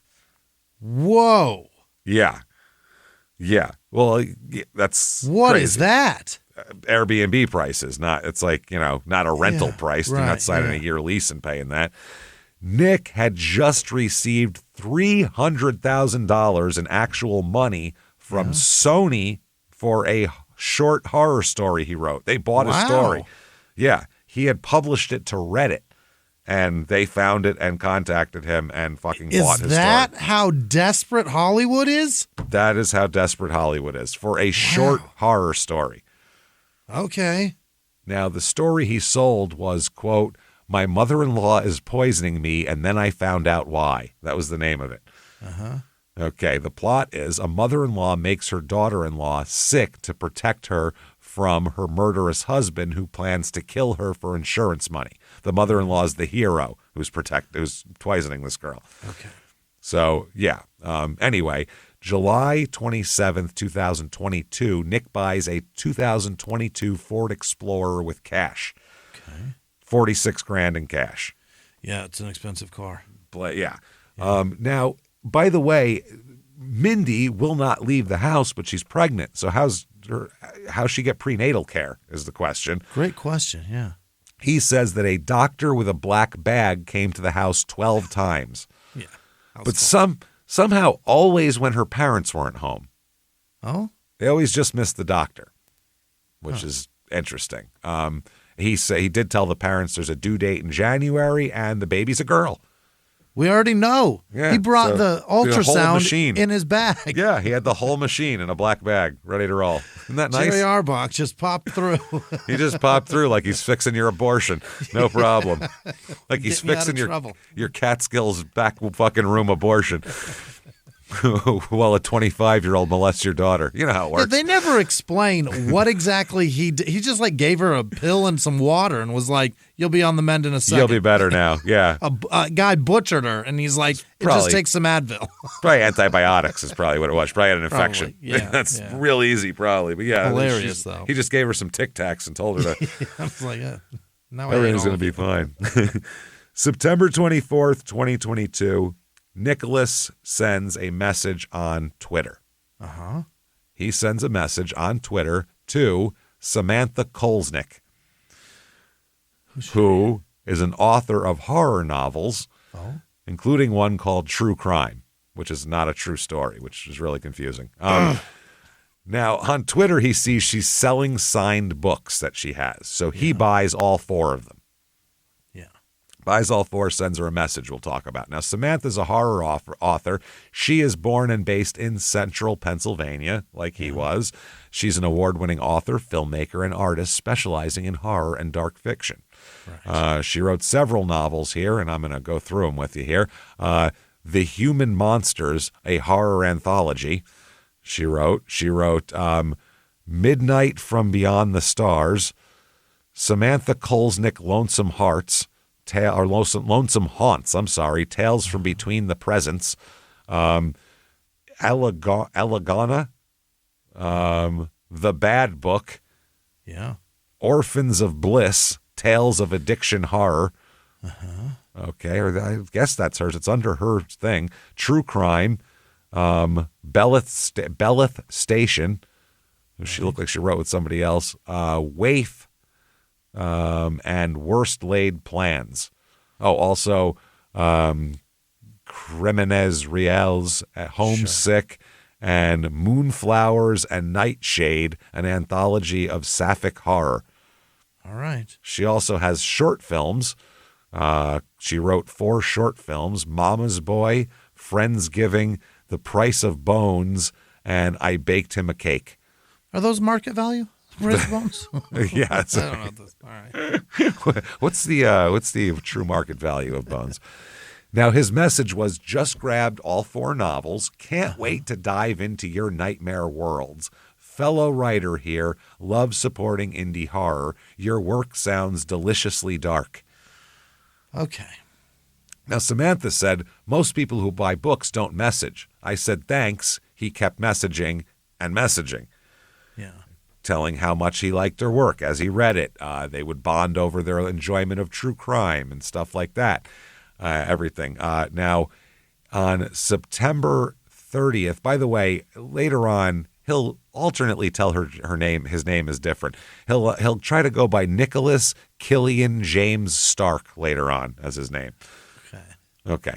Now, September 30th, 2022, Nick files a police report claiming his father, Wayne, assaulted him. An actual police report based on Jim McIntyre's findings. Right, based on the bat and the kick. And he will later on use this to try to change his name, saying that's one of the reasons he wants to change his name is to separate himself from a guy who's not even his real father and had him beat to him within an inch of his life. He tells Samantha, Nick does, this is October 18th, 2022. He said, in the last 3 years, I moved a couple times, learned pretty much everything I thought about myself was not true, and had my wife pass away. Okay. He's telling her that in 2020, his wife, Mindy, died of undiagnosed heart issues aggravated by pregnancy. Really? Yeah, wife's been dead for 2 years. Been a widower here. Okay. Yep. He said that's what happened. He even, by the way, you showed her a Photoshop driver's license to show who he was, which is Nicholas Killian James Stark or whatever the fuck. So later on, in November 2022, Samantha's car gets a flat tire. Yeah. Nick arranges to have it towed and pays for 4 new tires, new headlight bulbs, over $600 in total. Okay. Get your new headlights, too. Fuck it. Yeah, one of you had a padiddle going on. He said, Samantha said, I was shocked. We never even met. I said it was too much. He said, most guys would send flowers. I send tires. Pretty stupid, right? It became a joke between us. Okay. There's a bouquet of tires. A week later, a huge bouquet arrives at the door, not of tires, of actual flowers. Now, Thanksgiving week 2022. Okay, here we go. Frank III and Betsy leave for Hilton Head. They're going to go see Frank IV. Sure. Mindy stays home. She doesn't leave the house, and she's 8 months pregnant, not feeling well at this point. Right. Okay, now, so that is Wednesday, the 23rd of November. Saturday, the 26th of November, 2 days after Thanksgiving, Nick says that Mindy texted him saying she's going to the hospital. This is while he's working. Yeah. So he said, I got a message from her that she was leaving the home and that she was concerned that she was going and had to go get medical attention. So he said, I asked her if she thought I should come back. Right. And she said she didn't need that and she was going to be picked up and she's all right. I'm just going to go I'll be fine. Don't worry about it. Yeah. So now he was asked, did she tell you where she was going to get medical attention? I'm going to this hospital, whatever. Yeah. He said, we had discussed it in prior days that she was going to be taken to a birthing center, that a doctor, or that a man I believed to be a doctor who had been seeing her in the home, worked at or was affiliated with in some way. So whatever birthing center old black bag is attached to. Right. He said that Mr. McIntyre was comfortable with that because we were very scared again about the medical issues, with insurance, with payments, with our location being found. So he said he returned home that weekend because he was working. He was gone. Right. He said, and Mindy was gone. He said, but I continued to receive signal messages from her over the next several days. You wouldn't go see your 8-month pregnant wife who's in the hospital. And she's at a birthing center? She's cool. 8 months pregnant? How long is she going to have to be there? I don't think a birthing center, you don't stay there for days. Yeah, they don't. If you have anything, basically, unless the kid just slides out and everything's fine, you're going to the fucking hospital where they have medicine and shit and machines. And I don't know if some of these birthing centers might have that too, but sure, I assume if there's a major issue, you're going to an ER at that point. Right. But birthing centers are generally for people that don't have the means to have a hospital baby, right? I don't know. I always thought it was more of a hippie thing. Right. Or is it people that have a lifestyle that they don't want to do the drug thing? Yeah. And right. A lot of that, or they just want to have it natural. They want to have it in their home. Pool. Yeah. It's big in Mormonism. They do that. They have it in the house in a fucking pool, in the tub in the pool. That is crazy. Yeah, that's crazy shit. Oof. So anyway, he said that, so I got her messages and hung out. He said, I was told I want to believe it was Sunday, that I should be preparing to leave again, Jim told him. Yeah. He said that was something that had come up multiple times where we were told to pack, and then a few days later we'd unpack. He said it was a constant hassle and stress, but I was told to pack just the things we would need for a couple days, and that we might be leaving very, very quickly in the future. At the time, we were planning on moving to Missouri to have the baby, settle there and try to put our lives back together to an extent. All right. So Monday, November 28th, 2022, Nick heads out, not to the hospital to see his wife, to the Bass Pro Shop. Hell yeah. Where he purchases a 7-piece deer processing kit. Oh. That he said that Mindy texted him and told him this would be a good gift for my brother who's a hunter for Christmas. So we should get this you should go pick this up for him for Christmas. Don't worry about me. I'm just in the hospital. I'm cool. My brother, a fucking Foreman grill. Yeah, go get it's all good. So 7-piece deer processing kit. It's had a part of deer out, essentially. Yeah, it's a grinder / slicer, everything. Yep. Yeah. So Wednesday, November 30th, 2022, Frank III undergoes hip surgery at St. Joseph's Hospital. Okay. Now, Nick goes and visits him in the hospital, shows concern. So, he didn't visit his wife, but he's visiting the father-in-law in the hospital, says Mindy's still in the hospital. Haven't seen her, but I've been texting with her. She's fine. Okay. Thursday, November 1st, 2022. Frank III, Mindy's dad, is discharged from the hospital. Nick helps him get to the house, helps him get settled. Yeah. Tells Betsy, You don't worry about it. Listen, darling. Calm down. Yeah. You go to work. I'll take care of Frank. Then Mindy's ready to come home from the hospital later today. I'll take care of Frank. Then I'll go and get Mindy from the hospital. There we go. So he takes care, gets Frank all settled, gets him, a fucking juice box or whatever he gets him. And Nick heads out to the hospital. Great. He said that on Thursday I received a phone call and was told she'll be ready to pick up this afternoon. He said I'd sent her a few messages and I hadn't heard back, but that's what the doctor told him. So he said I assumed she was either napping or undergoing some sort of test and didn't have her phone with her. He said, but then that evening, on Thursday, December 1st, I was told that she died. What? Yeah. They said the birthing center just told me she died? She's dead, sorry. She was alive this afternoon. We told her to pick. What about my baby? Dead. We'll talk about it. So, dead. It's all dead. Everybody's dead. Everybody's dead. Dead. Sorry. Everybody that was in that room, dead. Carbon monoxide leak. Everybody's dead. All right. Well. So he was asked, who told you that she died? And he said, a man at the medical clinic of some sort that I went to. Where's it at? That's his answer. They said, where was the medical clinic that you went to? Yeah. He said, somewhere in Savannah or the greater Savannah area. That's very vague. East, west, north, south, a direction. Go to all of them in Savannah. He said, I don't know Savannah very well. Okay. Right. They said, so who was the name of the man that told you that? He said, I don't recall. Your wife is dead. Thank you, sir. What? They said, okay, tell me what happened. You went to the birthing center. You spoke to this man, and he said, I was brought back, and he was kind of waiting for me.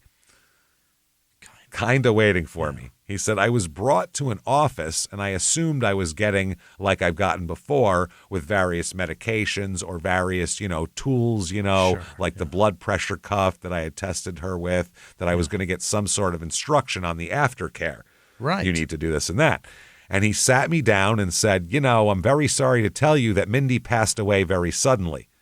Uh-huh. So they said, did you ask to see her? Right. And he said, I did, but the man said I couldn't at that time.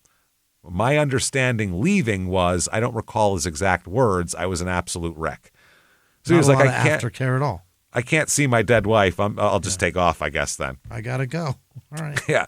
He said, my understanding was that there was going to be an autopsy, so I assumed she was being prepped for that or that she'd already been transported somewhere for that. Uh-huh.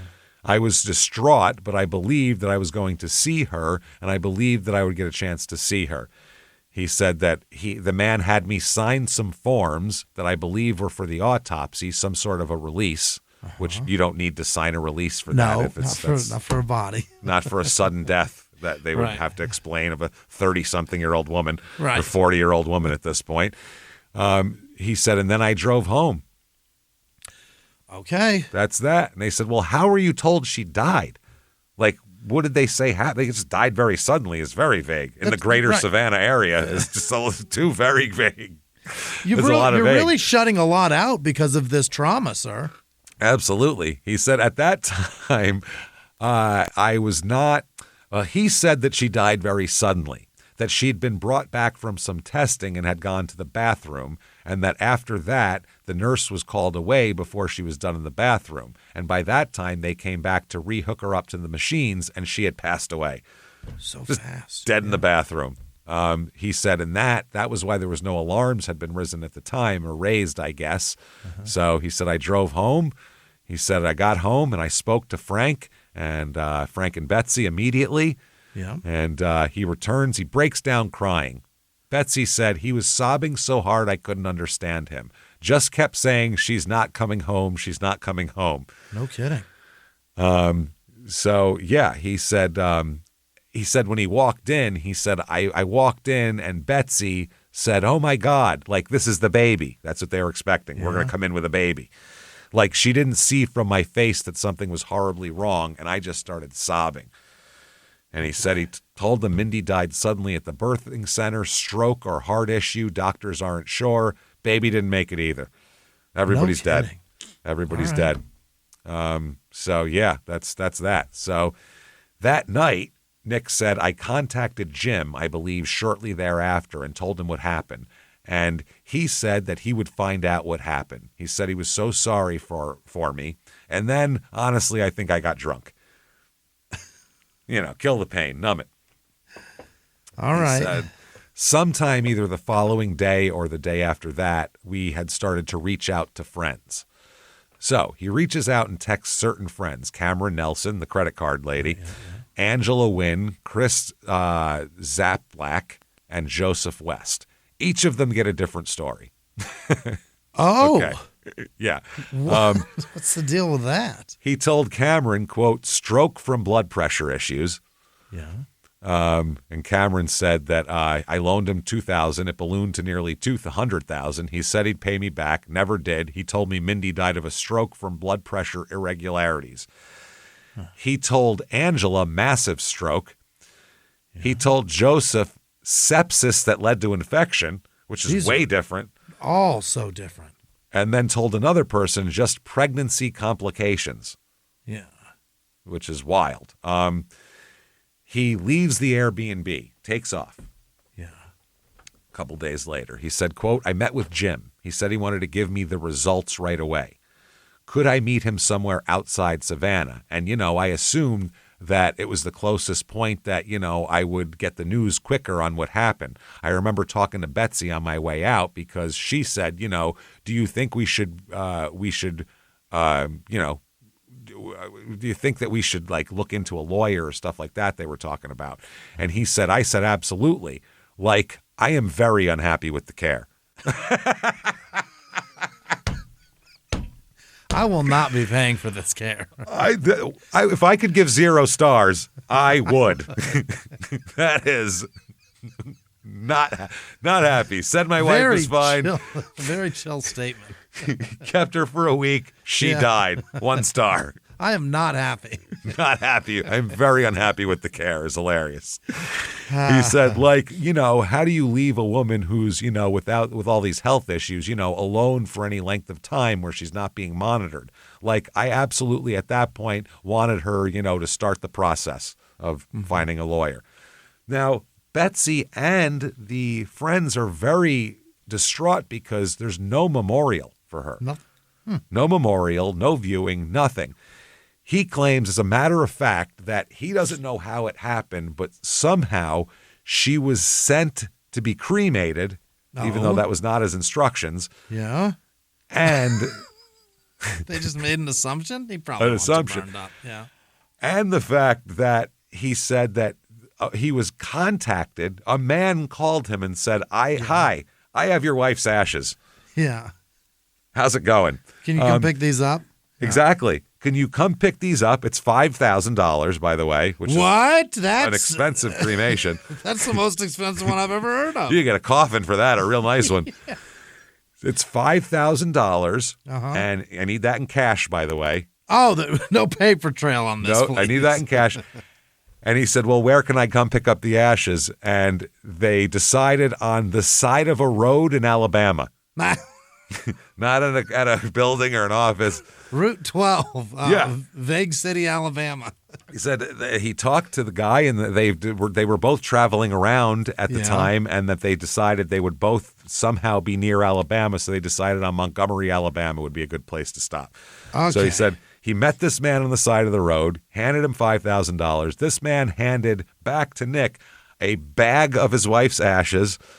Not even an urn, a fucking bag. Yep. A sack of ashes and her engagement ring and her wedding ring. Here you go. This is our most modest receptacle. This is the best. Yeah. This is the ash equivalent of a plain pine box. Here it is. Wow. A gallon Ziploc bag of your wife. This is crazy.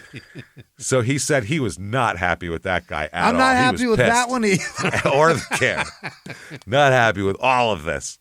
Really, the whole process has been it's been a bitch. Uncomfortable, yeah. But he said, I gave him $5,000 in cash that I had taken out of the bank that morning. Okay. To meet this man. So now he's got his wife's ashes. Now, Betsy said after Nick left and was gone a couple days, we got an email from his security team, he has a security team, saying he'd been in a terrible car accident. Oh. Weeks later, they said he died. Who? Nick died? Nick's dead. Dead from a car accident. Oh, my God. We just got an email about it. Yeah. He's not dead. He never was in a car accident, okay? This is all bullshit, obviously. Nick's very much alive. But she said he's dead. Yeah. So Nick's dead. December 2nd, 2022. A couple days after all this. This is about when he's getting the ashes from the guy in Alabama. Right. 4:50 p.m. at the Portal Hunting Club in Riceboro, Georgia. Yeah? Yeah, 30,000 plus acres of logging and hunting land in Liberty County. This is a big hunting preserve, basically. Yeah. It's a club here, a hunting club. They do deer and turkey and small game hunting and all that kind of shit. Seasonal memberships and all that kind of crap. They have cabins and campsites, and they have maintained roads. They have deer stands. It's just a big hunting preserve. They're trying to improve habitat improvement and control harvest policies. They said that they have a lot of these in this area, many hunting clubs operating on timber company or privately owned land even. Okay. So late November through December is peak season. This is when everybody's out looking for deer at this point because that's when deer are fucking.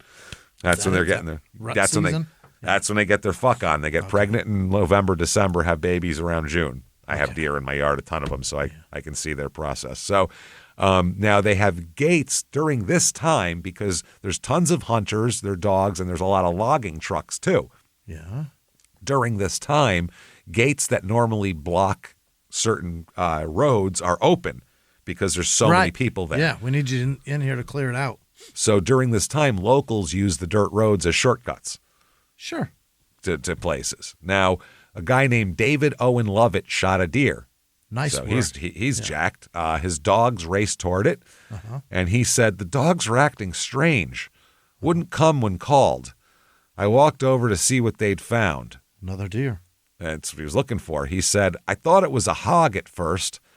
Then I saw what it was. Then I saw arms. Oh, no. Hogs human don't have arms. Yeah. Yeah. No head, no legs, just that. A torso with arms, he finds. Oh, my God. They're like, holy shit. No head, no legs, torso lying in the woods. He calls the cops quickly, obviously. Yeah. 4:58 p.m., deputies arrive. By 5:15, they're crime scene taping this shit. By 5:45, the Georgia Bureau of Investigation is on the scene. So, I mean, this is wild deal here. The torso is nude, partially decomposed. There is a black plastic tote nearby, one of those tubs. Movers, yeah. Overturned nearby. There's also a Milwaukee brand knife with a red handle on the ground. Oh. There is Clorox wipes everywhere. Yeah. All over the place, those wipes. That's a landscaping saw is what that is. That's a good one there. Yeah. Just a knife, though, one of the red handles. Milwaukee brand, the fucking outdoorsy ones, Yeah, they're good. Yeah. Clorox wipes everywhere, including wrapped around the knife's handle. Oh. So someone's wiping some shit down. Yeah. Scattered on the ground, there's more than a dozen Clorox wipes that they can find. All right. One of the agents said, in 30 years, I've never seen that many cleaning wipes at a scene. Someone tried very hard to eliminate evidence. Getting rid of everything. Now, is this a good place to dump a body? A rural area? Not really. Doesn't seem like it. No, it's the type of place the police look at it and immediately understand that it's not a local.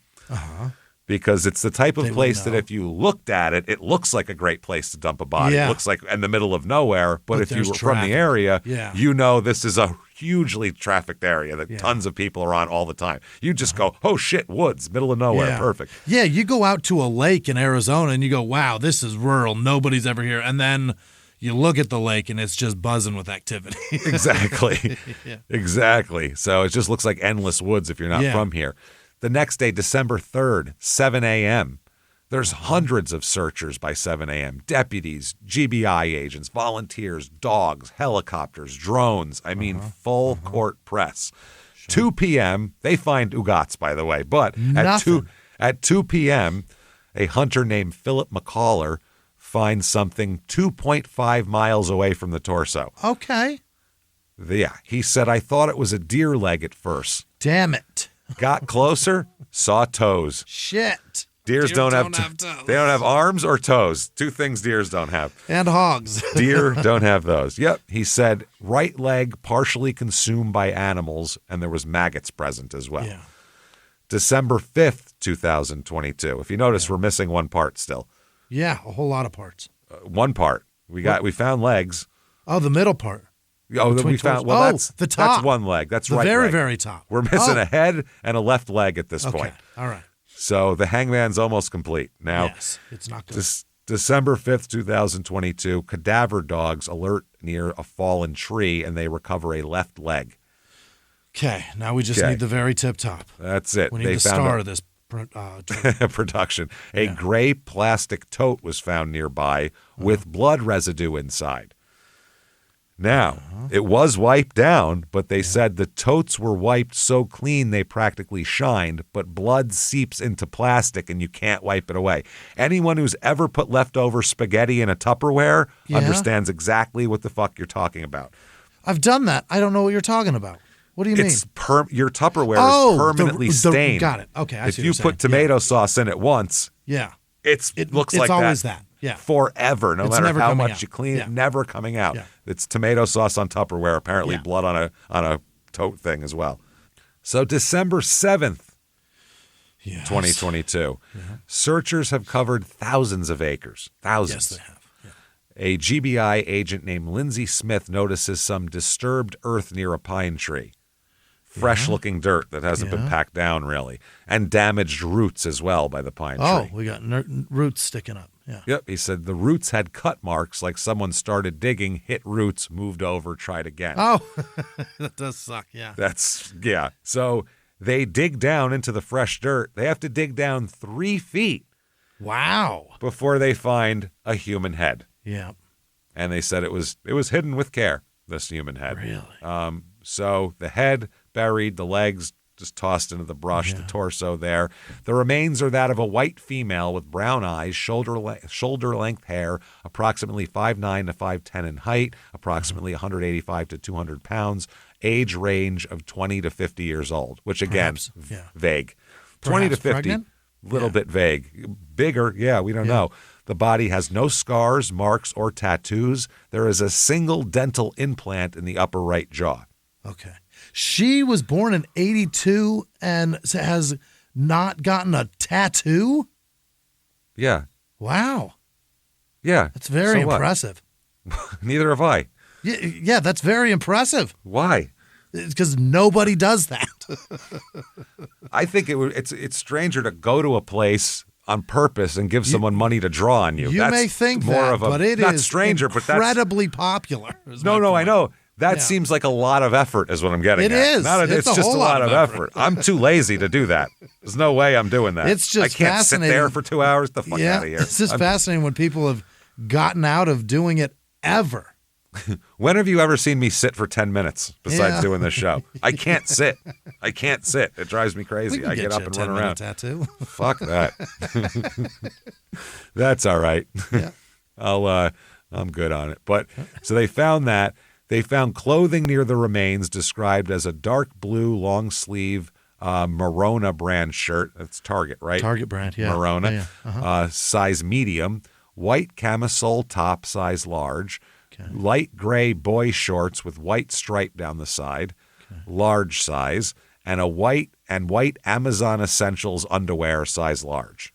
Okay. That's the clothes they find. They find black and gray totes with Mindy's blood inside.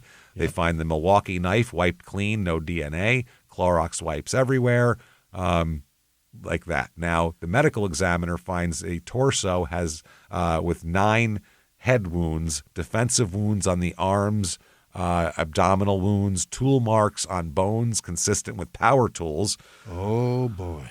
They said 9 lacerations to the head, 1 causing skull fracture, defensive wounds on arms and hands, cuts and bruising to chest and abdomen, body so drained of blood we couldn't get enough for standard toxicology. Yeah. The body was not pregnant. What? This is not a pregnant person. Whoa. Okay. Now, They don't know who it is, but it's someone who's not pregnant. Somebody between 20 and 50 with no tattoos that's not pregnant. That's not pregnant. Now, the forensic entomologist said based on fly larva development, death occurred between November 27th and 30th, 2022. Okay. They do an investigation to try to figure out who this person is. No fingerprint matches. No matches in the CODIS database. So no DNA matches. Yeah. Dental implant, which is usually they can trace that back to manufacturer. Untraceable. What? Somebody got like a black market sidewalk implant from implant? Stuck it in their head. Not a crown. Implant. A fucking implant. Hold to it. Wow. Forensic sketches they make. They're released, and here are the sketches here. Let's see them. Okay. It's a nice little painting, actually. Nice sketch. It actually looks really... I like how the artist signed their name down here. Like it's Kelly. Like you're selling it at the fair. So that's how they look at. Now, that's what's going on. They see this. They don't know who it is. They're asking for help. They get hundreds of tips. None of them pan out.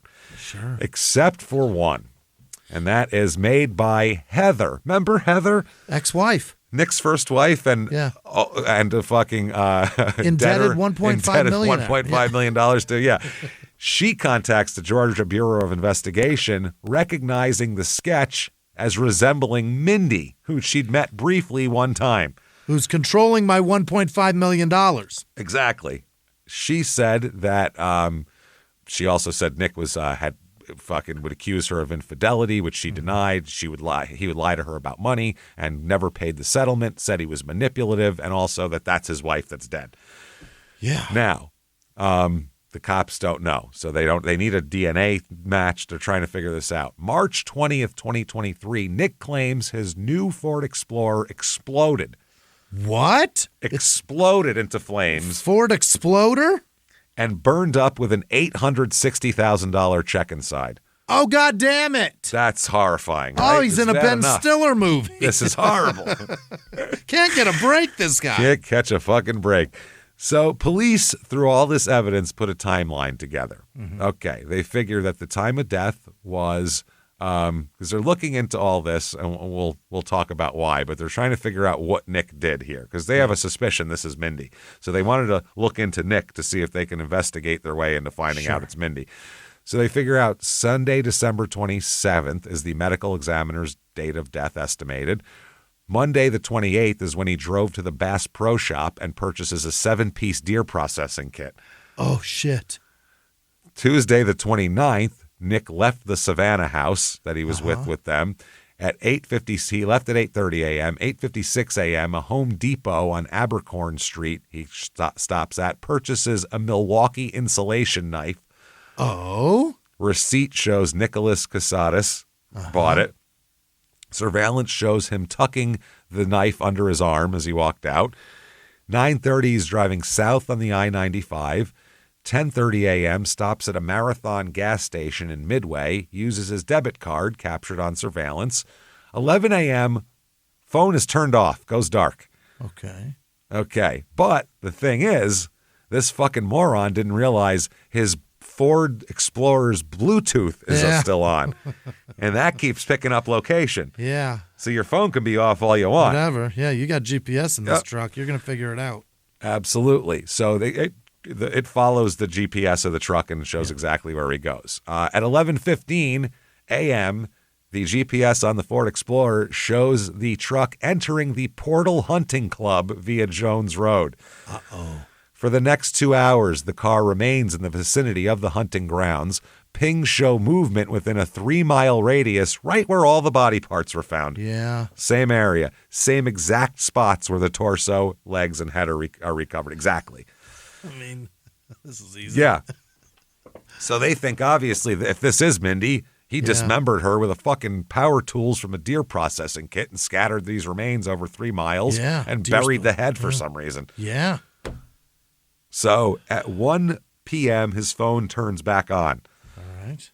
1:30, he's captured on Riceboro camera, a town camera, leaving the area. Mm-hmm. At 3 o'clock, he's back in Savannah getting his car washed. Oh, it needs a little scrub today. Yeah, a little scrubbing in there.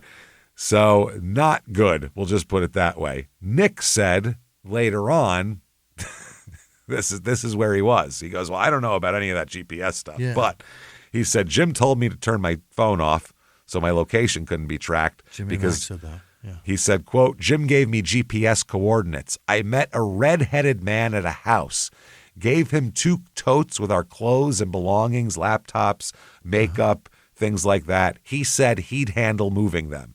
And then I went home. Okay. Then got a car wash first. Right. So then they go in and they find blood they rip that Airbnb apart. Yeah. They find blood. It's cleaned, lots of bleach cleaned all over the place. Yeah. But they find blood on the futon there. Oh. Okay. They have all of that, and there's a 2-hour gap that he's gone with his phone and all that kind of shit.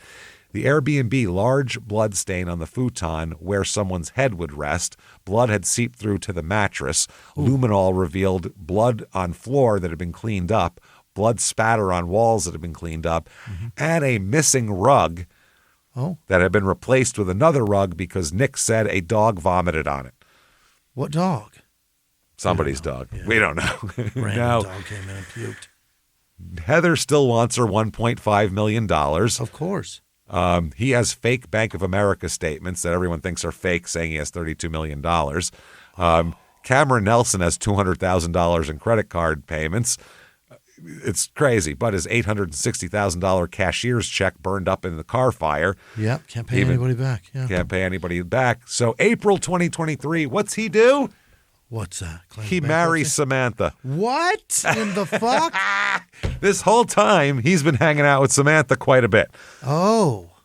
Going to meet her, and they spending a weekend with her, I believe. And all that, talking back and forth and setting up their big fantasy life, and he's sending her flowers and all this type of shit. And tires, evidently. And tires. Yeah. May 11th, 2023, the police, they get DNA from Betsy to try to match Mindy, and they find out that body is Mindy. It is. She wasn't pregnant.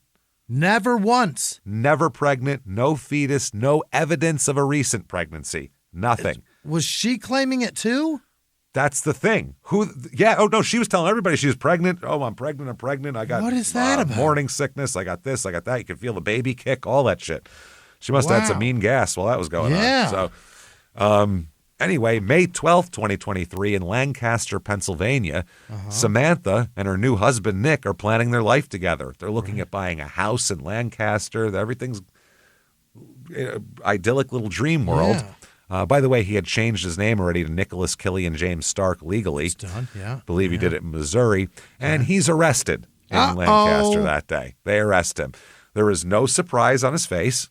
No surprise at all.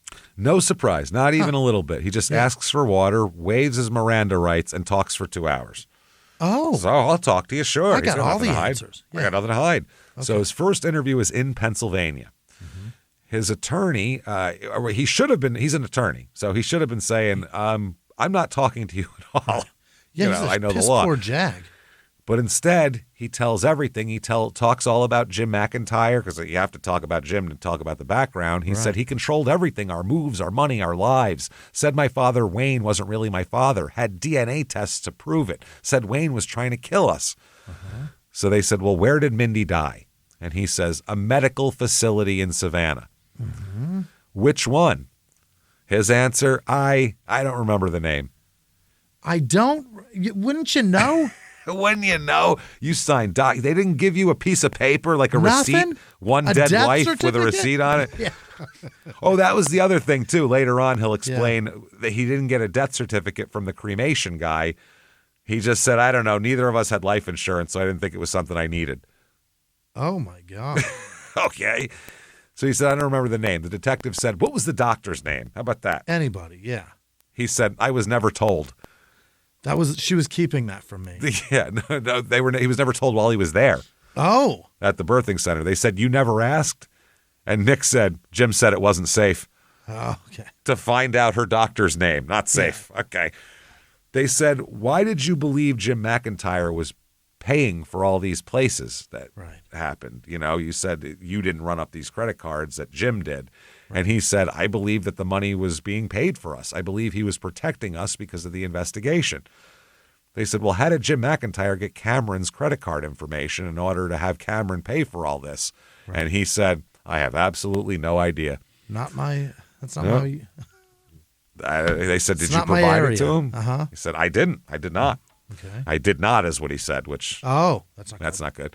He said that Cameron provided me with a physical credit card as well as the billing address that I believe we were using for food from time to time and 2 initial rents when we had first left our home. So then he tells them that he met her. They said, well, what happened to your wife? Where's her body? Well, I met a guy on the side of the road. He gave me my wife's ashes. He said he was real mad at the guy, too. Yeah. That guy's a dick. 2 hours, never once mentions a baby. Whoa. Never once mentioned shit about a baby, pregnancy, nothing. Because he knows. Never asks about it, never comes up. Mm-hmm. So they extradite him back to Georgia. Yeah. And on May 23rd, or May 26th, he does another interview because he's a moron. Okay. He's a guy who thinks he is smart and these people are dumb. Yeah. And he can talk his way out of anything. Manipulate it, yeah. Because they're stupid. And that's what it is. Because he's better than them. And the 2 cops that sit there couldn't be the more perfect guys to do this, too, because they're both like older, big, fat redneck guys with real heavy accents and all that. So he thinks I am smarter than these fat fucking southern hick sheriffs is what he's thinking. Sure. Yeah. And he's not, by the way. So anyway. I'm a JAG officer. I know better. He's much dumber, as a matter of fact. So they said, they get him down. They said, we found your wife's body parts, Nick. Oh? And he said, quote, that's impossible. She was cremated. Well.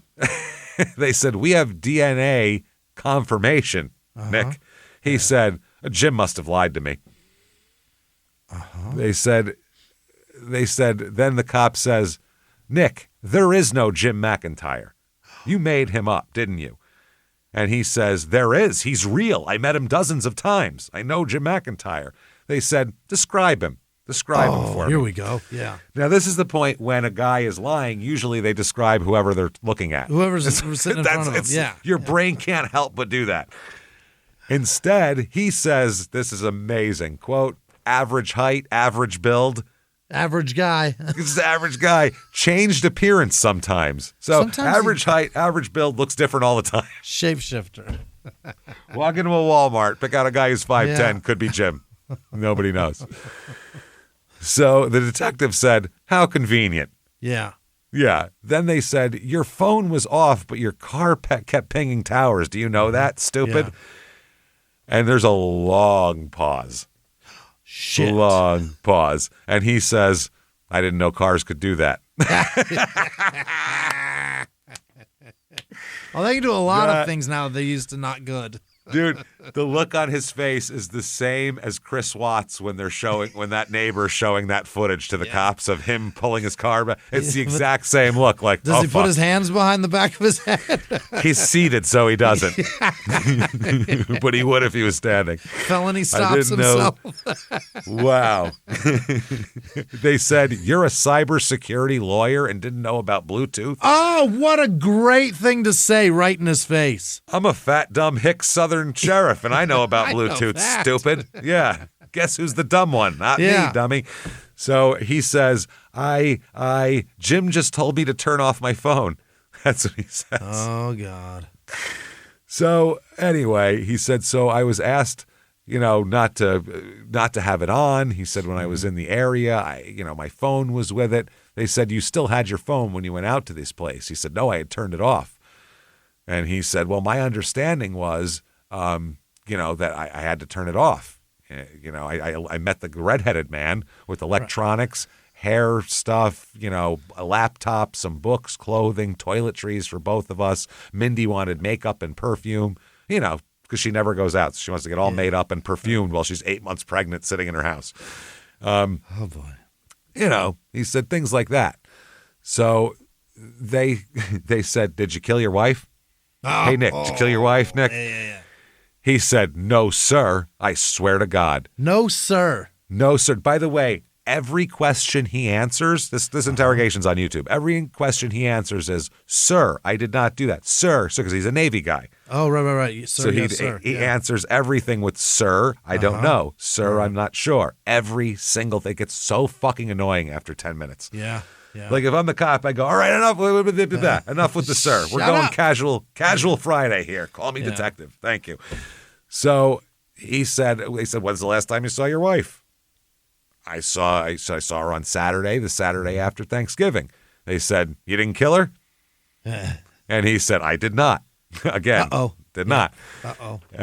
He said, "No, sir." They said, "There's a lot of evidence." He said, They said, "Do you know about the preponderance of evidence?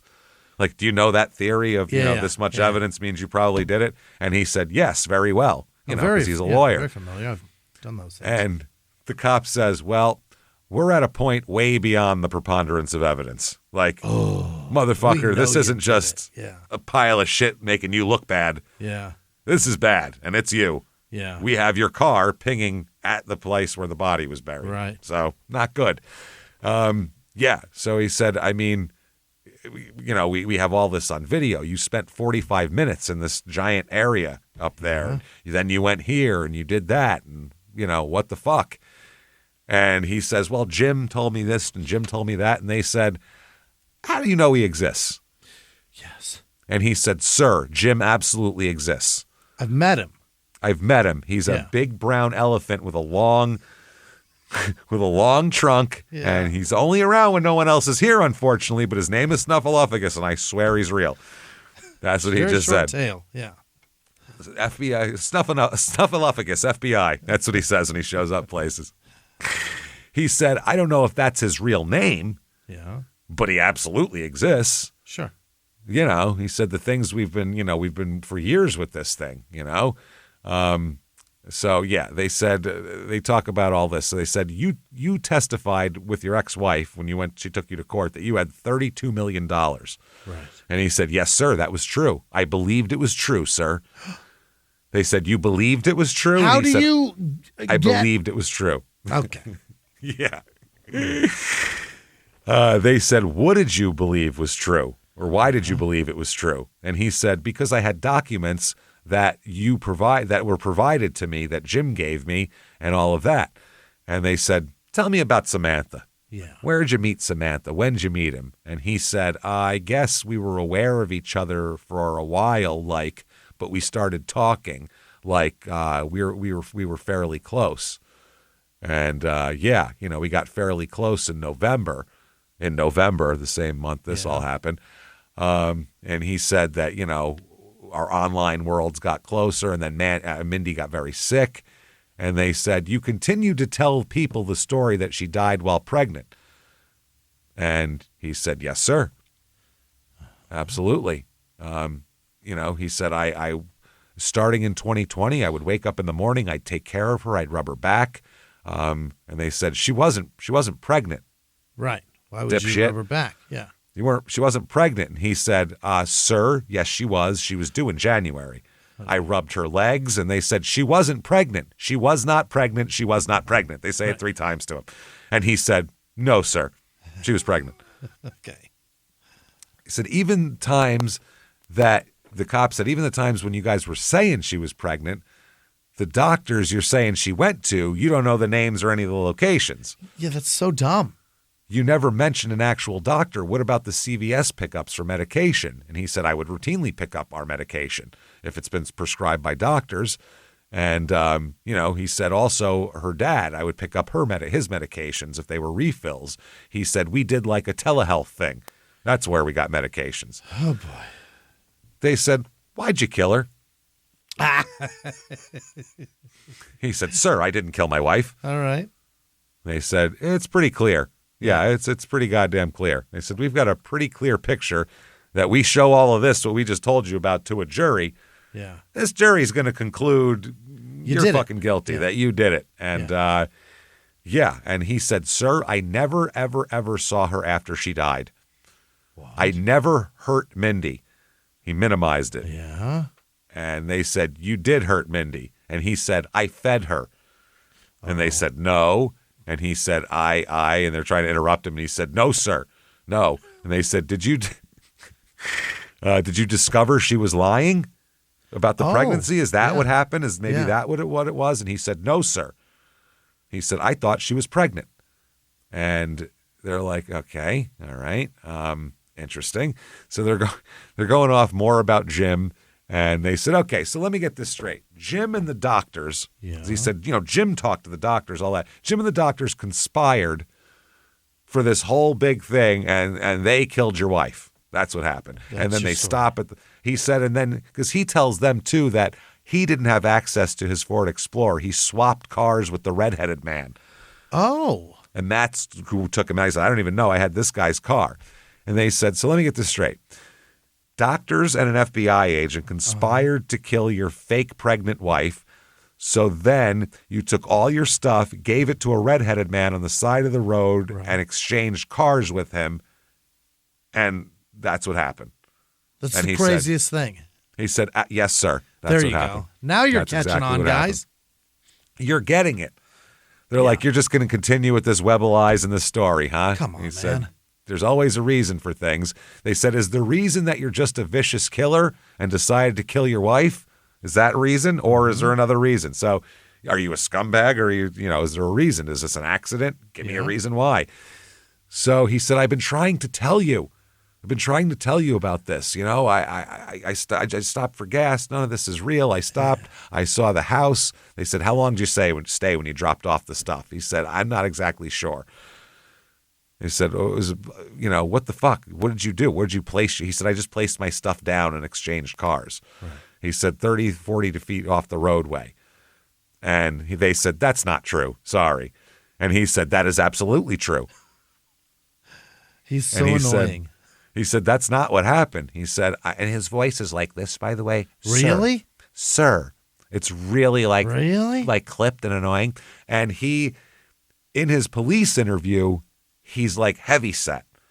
Yeah. He's like a real heavy set guy. Later on, he's like thin as shit. He looks like a different guy. It's so weird. Real weird. So anyway, they said, have you ever been on that property before, the hunting preserve? And he said, there's cameras on 25,000 acres. It's a huge property. So, they can get you. And you say you've never been there, but they have your car there. And they said, for 40 minutes you're there at the exact same spot where your wife's torso's found. Yeah.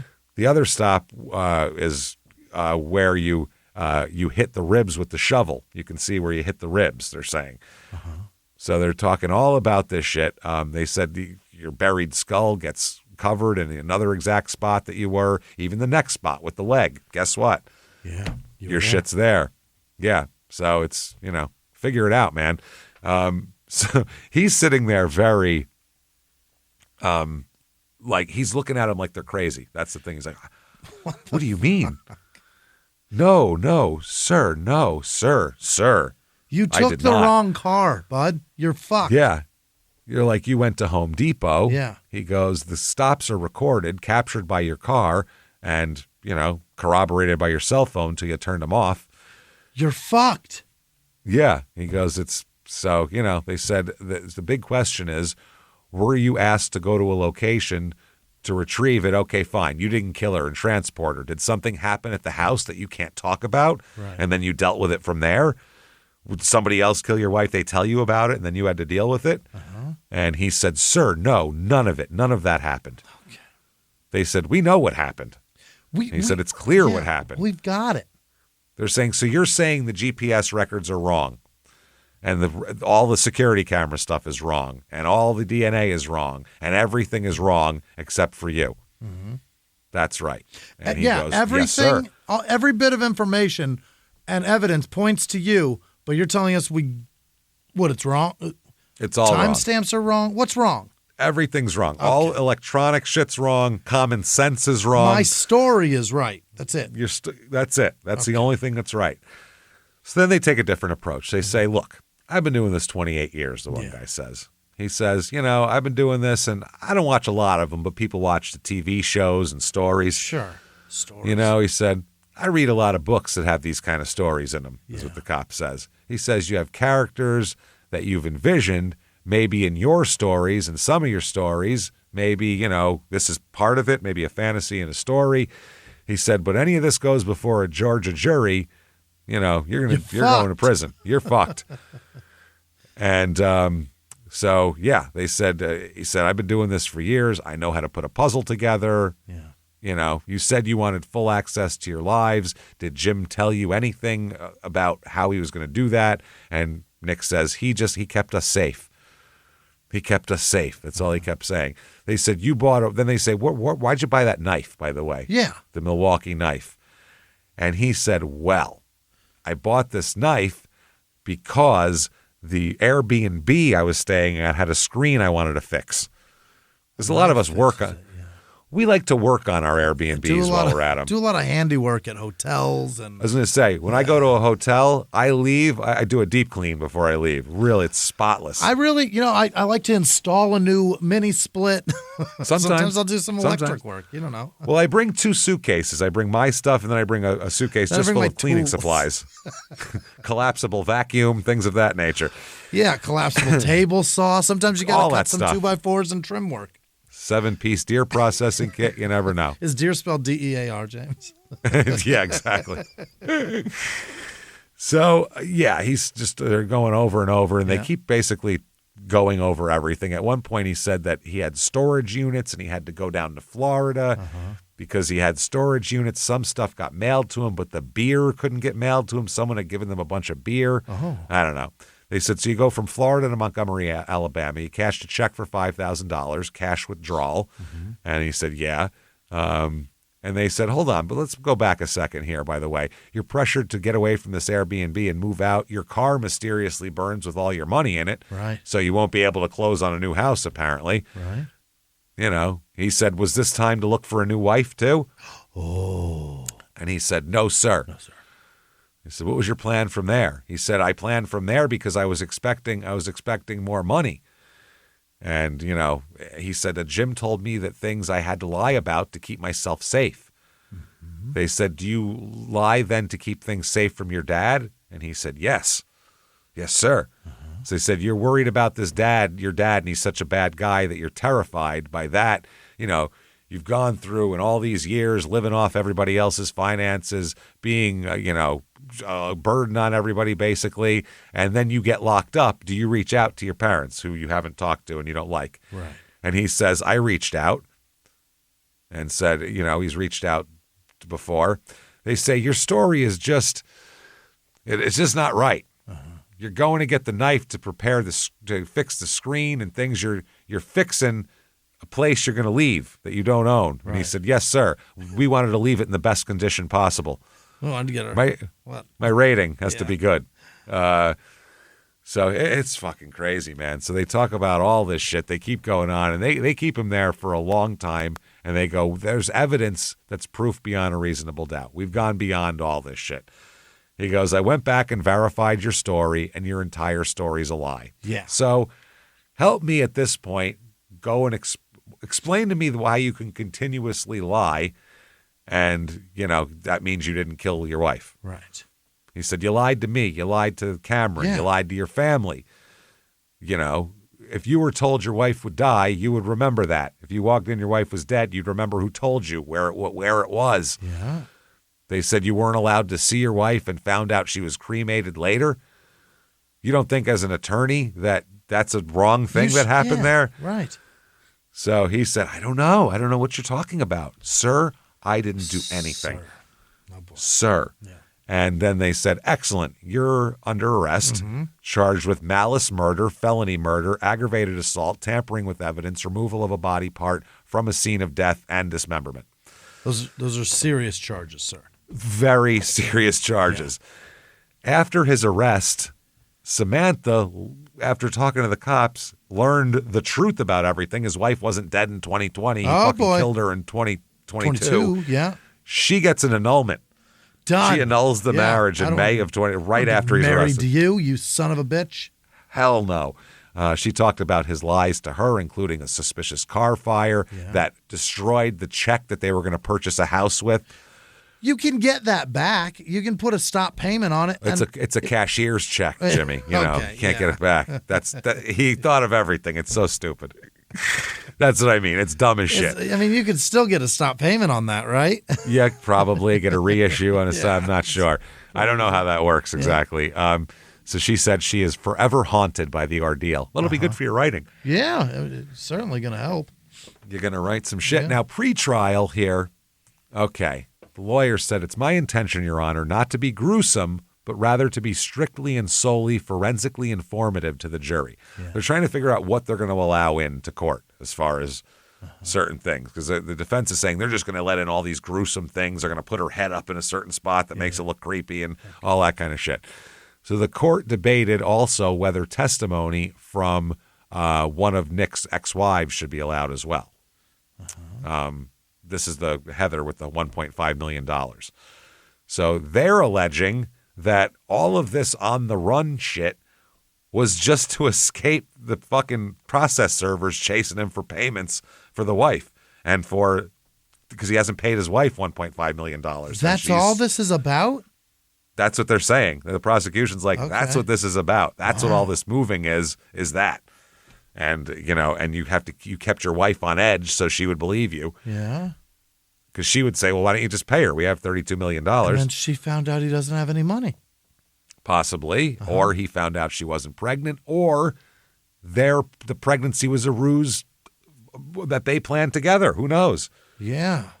We don't know. That's the thing. She was not pregnant, and they both were saying she was pregnant all the time. So she's in on this. She knows whether she's pregnant or not. He can't show up and say, Jim McIntyre says you're pregnant. Yeah. That's not going to work. She's going to probably want some independent verification on that. Wow. So, that's what they allege here. Now, the defense argues that the couple was fleeing from someone else, an individual named Jim McIntyre, who was controlling their finances. Yeah. He said they were moving every few days, few weeks, few months, under control of this person we'll keep calling Jim McIntyre. While the state says that's a fabrication, it's clearly not a fabrication that he makes up after the fact, because he and Mindy told people about what was going on, why they were on the run, and everything else. Prosecutors dismissed the Jim McIntyre story as, quote, a CIA conspiracy theory type argument. Yeah. And they also requested that the judge allow a Target receipt as evidence. He said there's a Target receipt that the defendant purchases on his way to meet with Samantha Colesmith, his third wife, where he purchased condoms and Old Spice within days of his wife being deceased. Okay. I'm going to smell like an old man and fuck. Old Spice? That's what you're putting on? My grandpa to try to get still wears it. Try to get new pussy? What are you doing? Yeah, new pussy, same cologne. No way. So that's interesting. The defense said, I don't know the relevance of Mr. Casotis other than for color, the relevance of Mr. Casotis buying condoms and Old Spice, but I'll get to that at a point in time. Okay. So they're going to allow some, not allow some shit. Okay. August 2025, here comes the trial. And this is all on YouTube. Yeah. It is the entire trial, and it is riveting and mesmerizing. And I definitely suggest you watch it because the prosecutor is awesome in this. This lady, the way she grills him is tremendous. It's cool as shit. So trial here, the prosecution says he had evidence handling and crime scene cleanup knowledge. As a former prosecutor, he understood forensic evidence, chain of custody, how investigators build cases. Prosecutors in the trial argued that his experience as a prosecutor meant he knew how to clean a crime scene. He knew what they were looking for, which is true. He said that he dismembered Mindy's body, possibly using tools like a deer processing kit, scattered the remains over a 3-mile radius in the remote woods, wiped down the items like knives and storage totes with disinfectant wipes, leaving no recoverable DNA on most of the stuff, and cleaned blood from their Savannah rental home using chemicals like Blue Star Reagent? I don't know. Agent. Okay. Investigators also found only small traces on the futon and the walls of that. So he turned his phone off during key times to avoid tracking, showing his awareness of digital forensics. His Navy JAG status lent him authority and trust, making it easier to deceive others without immediate suspicion. Friends loaned him $200,000 as one friend. Family believed the threats, and he quickly remarried by posing as a widower. Okay. They said the prosecution emphasized how his background allowed him to capitalize on opportunity and create consciousness of guilt through lies that plugged holes in his story. Mm-hmm. That's what they said. He said, December 2nd, 2022, hunters found a headless, legless torso, nude, completely nude, in court. That's an extra jab. Yeah. The knife was purchased by Nicholas James Casotis at 8:56 a.m. on the morning her body was dumped. I submit to you that the killer was a prosecutor. He would have known how to clean up. Nowadays, though, everybody knows how to clean up because we've all seen every show in the world here. She was found on December 2nd. He was already engaged by February, already married again by April. Yeah. Bring your common sense, follow the law, and give justice to Mindy Casotis. Sure. Okay. The defense says, quote, Mr. Casotis is not just an accomplished attorney and decorated JAG officer. He's also a man who lived in fear, relentless, all-consuming fear. A man calling himself Jim McIntyre claimed to be with the FBI, told them their lives were in danger. He lied for years, not because he wanted to deceive them, but because he believed their lives were dependent on it, meaning Nick telling his family. They were living, moving every few weeks, every few months, all that kind of shit. So anyway, he said Jim is real. They get Betsy on the stand. The prosecutor said, was Mindy working? She said, no, she was not. They asked why, and Betsy said she was scared to death to leave the house. They supposedly had people after them. Okay. Medical examiner provides graphic testimony on the autopsy, describing how the body was drained of blood due to dismemberment across the femurs, severing major arteries. He detailed 9 head lacerations, the skull fracture, abdominal, chest cuts, bruising, defensive wounds on arms and hands, indicating she fought back. Toxicology on liver tissue, due to a lack of blood, showed a non-lethal dose of Benadryl in her system. Okay, yeah. So she took some allergies or something. There's no evidence of pregnancy or a fetus. The medical examiner said no trace of a fetus. She was not pregnant. Mm-hmm. The prosecutor said her parents thought she was 8 months pregnant. The medical examiner said that's what they were told. I don't know. I'm a doctor. I go in, there's no baby. That's all. I don't give a shit what people tell anybody. On cross-examination, he acknowledged the head wounds would produce significant blood, but only small amounts were found at the home. Defense suggested that futon blood could be menstrual. Okay. She flowed all the way through everything, man. She was flowing. Yeah, it comes out of her head sometimes. She's bleeding from everywhere. From everywhere. An investigator detailed his purchases, the knife, the deer processing kit, a shovel and hammer on November 4th, suggesting you use that to bury the head. So he waited till then. And cleaning supplies and gloves on August 16th. A DNA analyst confirmed human blood on the knife and totes, but in insufficient amounts for profiles. They get a tool mark examiner. Yeah. This said that the scene knife wasn't used for dismemberment. The Milwaukee knife wasn't. Okay. A similar deer processing kit saw couldn't be eliminated, but markings suggested a power tool, not a hand saw. Okay, so he might have thought I can do this with this deer processing kit and then said, this is harder than I thought. I better get out the Makita. This is bad. He needs an Instagram account. Seeing how they field dress and butcher those things, you can't do it in your garage. And he doesn't hunt at all, by the way. He's never been hunting, so he doesn't know anything about that. Idea. They even ask him that. So FBI analyst James Burney tracked his car near the Home Depot and the hunting club on November 29th with a 2-hour phone blackout, implying he avoided, tracking while he was dumping. The defense argued the cell data was imprecise. Oh. Yeah, he was 100 yards away from where his wife's head was. He didn't bury it. Just way too close.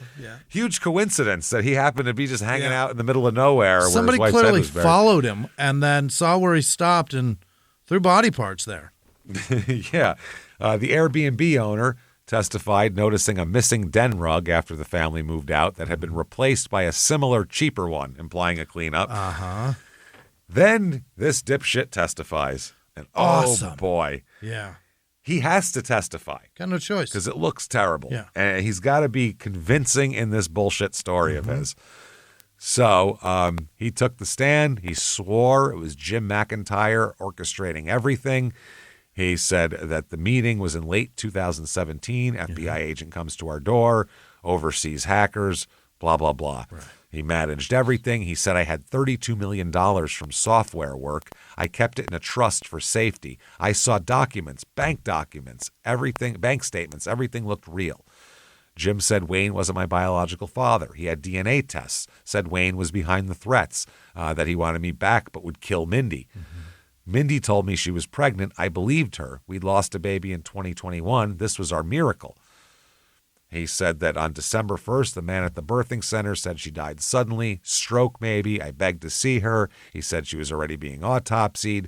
Then he met a stranger by the roadside in Alabama to purchase that. By the way, during the trial here is the part where they talk about when he went to the hospital. Oh. And when he said, I was not happy with that care. I was very unhappy with the care. The entire crowd laughed. The entire dude, it was like he fucking crushed. He hit a joke that landed. The whole fucking gallery laughed at him when he said that. I was not happy. I was not happy with that care. Everybody laughed, and he was dead fucking serious. It was so funny. He thought that was gonna hit different. Several times during the trial, he says such a crazy lie that everyone laughs. Wow. Not gasps, not fucking goes, laughs out loud. Like it's unbelievable. It's ridiculous. About the deer processing kit purchase, he said, Mindy texted me, said it'd be a perfect Christmas gift for her brother Matthew. He loves hunting. Matthew testifies he never received it, knew nothing about it. Nick's not a hunter. He never hunted, so he didn't know. He admitted buying the knife, shovel, deer kit, traveling the route, but he claimed the phone was off per safety. Anyway, they said, why'd you believe Mindy to be pregnant? He said, Mindy told me she was pregnant. Yeah. And he said, she took a test and it was positive. Did you see the test? I don't know if I saw that test. I had seen a test before, but I may have, I may not have. I've seen tests. I just don't. I've seen tests, things. Yeah. They said, had she ever been pregnant before? He said the year before. They said, at some point, did you travel down to the Liberty County area? That's Riceboro. Yeah. I believe so. Why? This was on Tuesday, I believe, Monday or Tuesday. I believe it was Tuesday based on the other things. And I had been told to bring those 2 bins that we had to a house. I assumed it was someone who worked at this birthing center or someone Jim was familiar with. You didn't even know who you were giving all your shit to. Either somebody at a birthing center that's real vague in Savannah or, somebody that Jim knows. Somebody. Yeah. He said at this point, and this was something we've done before where we were going from point A to point B and some of our stuff went to point C in between. So I brought them down. Give me any contact information for Jim. Does he just pop into your life and go, here I am. I need you to do this right now. He contacts you. Yeah. You look up in the sky, there's a message written by a fucking truck duster. You never know. He said, I met with a gentleman and delivered them to him. A gentleman.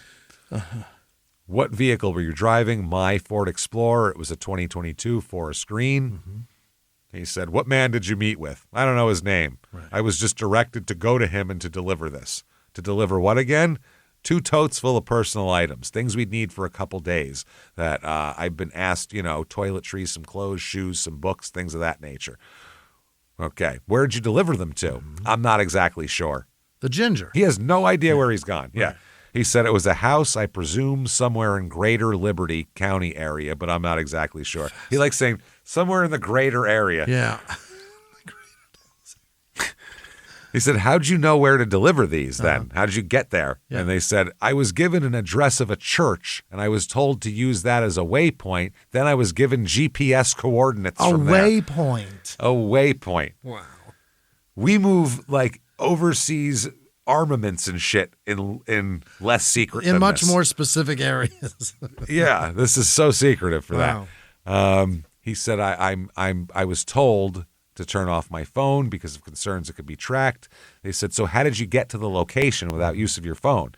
And he said, Mindy and I had a GPS, an old Garmin GPS that, always been kind of our backup. One of those old stick it to the windshield ones there. Yeah.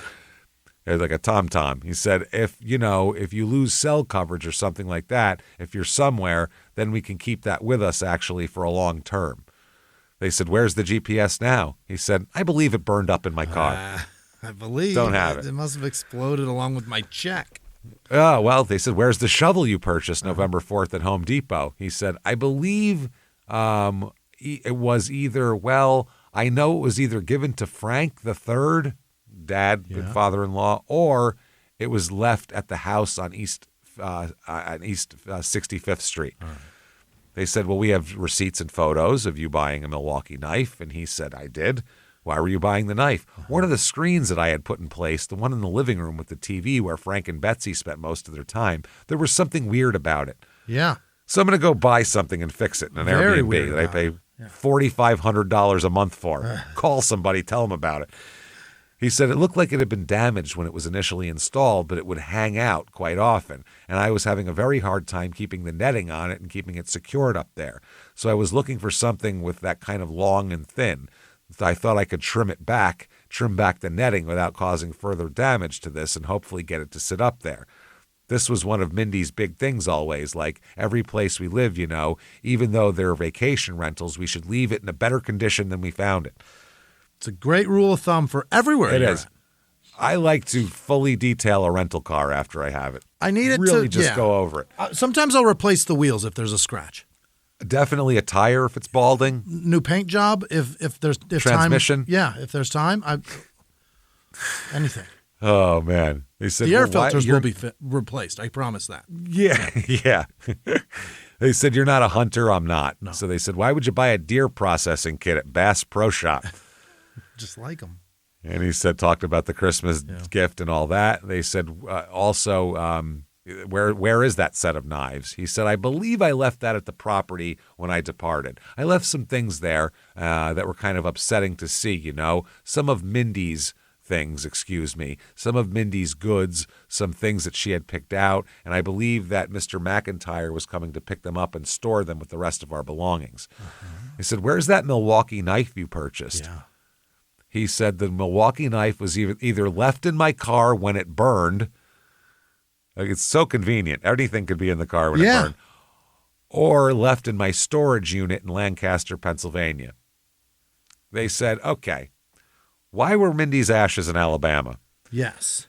By the way, his story's so crazy. This is his lawyer asking him these questions because he's got to clear them up. This is on the stand. This is so dumb. This is on the fucking stand. So bad. And he looks like, I don't know why anybody wouldn't believe me. And he's one of these guys, too, that he gets the question, then turns to the jury to answer it. No. Like fucking Amber Heard. Why'd you shit on the bed, sir? Yep.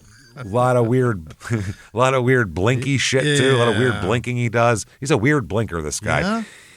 He said, I have no idea where Mindy had been cremated. That was information I got third hand from Mr. McIntyre. Yeah. Then I received a phone call from a gentleman who said, I had to arrange to pick them up. And we were discussing where that would be. Turns out it would be Montgomery, Alabama.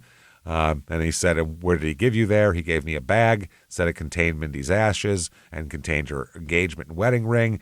They said, what, if anything, did you give him? I gave him $5,000 in cash I withdrew that morning from the Renaissance Bank in Montgomery. Did he give you any additional paperwork? Yeah. He said he did not. No. Did he give you a death certificate? He did not. No. Got nothing. Did you ask for a death certificate? Oh. He said, I asked at one point, I asked Mr. McIntyre if I could get one. Because Jim McIntyre, FBI agent's in charge of the coroner's office. Like, what are you talking about? It's a death certificate. Yeah. He said, but given that we had no life insurance, it wasn't something that I needed for anything. It was just something I wanted to have, and I failed to follow up on it. Yeah. The draw of new tits and all. Yeah, it was. So they said, you both had no life insurance. We both had no life insurance. And they're saying that to say, so you had no real motivation to kill her, right? Right. Other than you met a chick that same fucking month that you started hanging out with and you dug and all this shit. So they said, where'd you go after Alabama? St. Louis, Missouri, he says. Really? Arrived there the next night. Okay. He said, I did work for Apis there, this company. By the way, they still cannot, as of this court fucking thing that happened 4 months ago, still never found that to be a real company. Apis doesn't exist? Maybe it does. It's a super secret, covert, whatever, but not on the books it doesn't. Okay. And he said, I also filed to change my name. They said, where did you file to change your name? And, he said, I went down and I filled out the paperwork and all that kind of shit. So he said that it was kind of the culmination of our, everything we were going through, him and Samantha now, that if we change our names too soon, that our name change would be figured out, and then we'd have to go through the whole process again. But that, was kind of the last thing we would do, would be changing our last name so that we could not be found. And they said, and you saw paperwork where you changed your name. And he said, actually, physically, well, I went to 2 courthouses, but because I went to the wrong courthouse first, but I physically filed the paperwork myself. This is so frustrating. It is. On cross-examination now. Wow. This prosecutor is just like, the look on her face is like, lying shitbag. Let me ask you this. He'll say a lie and she'll just look at the jury like, really? Are we? None of us are buying this shit, right? Right? He said to her, Jim told me I had $32 million. Did you verify that? He said, I believed it was true. Where are your W-2s proving that you've made this money? What are you talking about? Prosecutor said, you're an attorney with 2 law degrees, right? And he said, yes, ma'am. You're like, wow, you're pretty fucking dumb. Yeah. He said, you're a JAG officer who verified everything. Right. Yes, ma'am. But never verified Jim was FBI. Right. And he said, well, Mindy saw a badge. Okay. And they said, never got a death certificate. He said, didn't need one. No life insurance. Never got the doctor's name. Yeah. He said, I was in shock. And she goes, you have 2 law degrees. Yeah. Yes, ma'am. Okay. And brought 0 documents to prove any of the things you're saying. Literally anything you're saying. You've got. 0 documentation. And he said, quote, they were destroyed in the car fire. The Ford Exploder. They said, well, how convenient. And she said that with a stank eye, turned to the jury like, can you believe this lying sack of shit? I'd be going to Ford and asking, how many of your Explorers from 22 explode? Yeah. Well, just the one? He's saying the people exploded it on purpose. Got it wasn't a mechanical fucking problem. He was being hunted. It was arson, but it wasn't me arsoning. It was them. No. Yeah. Them arsoning, yeah. So they said, you never asked about the baby. Yeah, right. And he said, what? That's his response. What's that now? She said, 2 hours with police, never asked about your unborn child. He sits there silent for like 3 seconds. She said, because you knew there was no baby. Yes. And he said, that's not true. And the prosecutor said, because you killed her when you found out she lied. Ooh. That's what they're thinking happened here. He was like, he found that new woman and was like, man, I wish I could kill my wife, but she's pregnant. She's got a baby coming, all this. Then he found out she's not pregnant. He's like, well, I'll kill her then. Great. I'd certainly kill her. Yep. Closing arguments here. Okay, prosecution. 9 strikes to the head, dismemberment, disposal in the woods. These are not the acts of a man running from shadows. He wanted children. Mindy knew if he found out she wasn't pregnant, she'd lose him. That's why you bury a head. That's why you stab her in the belly. Oh. Yep. The defense said he lived the Jim McIntyre story for years before arrest. You can't make that up retroactively. Okay. They're saying he didn't just make it up after his wife was dead. Right. He's been talking about it for years. He said the state can't tell you how she died. I think they just did. Yeah. I mean, she's got her head's beat in. She's got stab wounds. She's been cut up. Can't tell you where she died. Well, they found blood spatter and stuff just because you said she had a heavy period all the way down to the futon cushion. Futon's got it to the pad. It's to the pad. Not good. Can't link that specific knife to the murder. Ladies and gentlemen, open and shut, not guilty case. Okay. That's it. That's all. What we should really be doing is putting Jim McIntyre up here and making him go through this shit. Yeah. The jury deliberates for 72 minutes. Minutes. Not days, long. not hours. An hour 12. They didn't even get like their fucking pizza. No, couldn't even finish a whole movie. Nope. They found him guilty on all 12 counts. All right. Malice murder, felony murder, aggravated assault, concealing death, possession of a knife during a felony, counts 6 through 10 of possession of tools during a crime, removal of body parts, tampering with evidence. Okay. Fucked is what that is. Victim impact statements during sentencing. Mindy's sister-in-law said, quote, you're a sociopath and a psychopath. You thought you were smarter than everyone. Mindy was bright, generous, funny, everything you're not. You dimmed her light slowly, strategically, isolated her from everyone who loved her. Uh-huh. That's good. That's good. Mindy's best friend, Morgan Paddock, said she lived every day in fear because of your lies. The Jim McIntyre story, that was you. The threats, that was you. Right. The danger she feared, that was you. All him. Yeah, there's no proof of any kind that Jim McIntyre ever existed or anyone from the FBI ever talked to him or anything else. Wow. And he's saying that's because it's covert and they're hiding it now, and you know how it goes. So, the Matrix and all. Yeah. Yeah. So isn't the CIA that does that, not the FBI? Yes. Yeah. That's why they called it CIA conspiracy theory type stuff. I mean, the FBI too, but you know how it goes. I don't trust them at all. They're not good at anything. So Samantha, the new ex-wife, yeah, testifies, saying she was victimized and deceived also. Her statement read in court said this: I feel raped by him. Jesus. I was not allowed to consent to a romantic and intimate relationship with Nicholas because he lied about his entire identity. There was no opportunity for true consent. He's a murderer. How about that? What are we parsing? She's a victim too. Splitting rape hairs. What are we talking about here? Yeah, he lied with so a lot much, of people. I let the wrong guy fuck me. Yeah.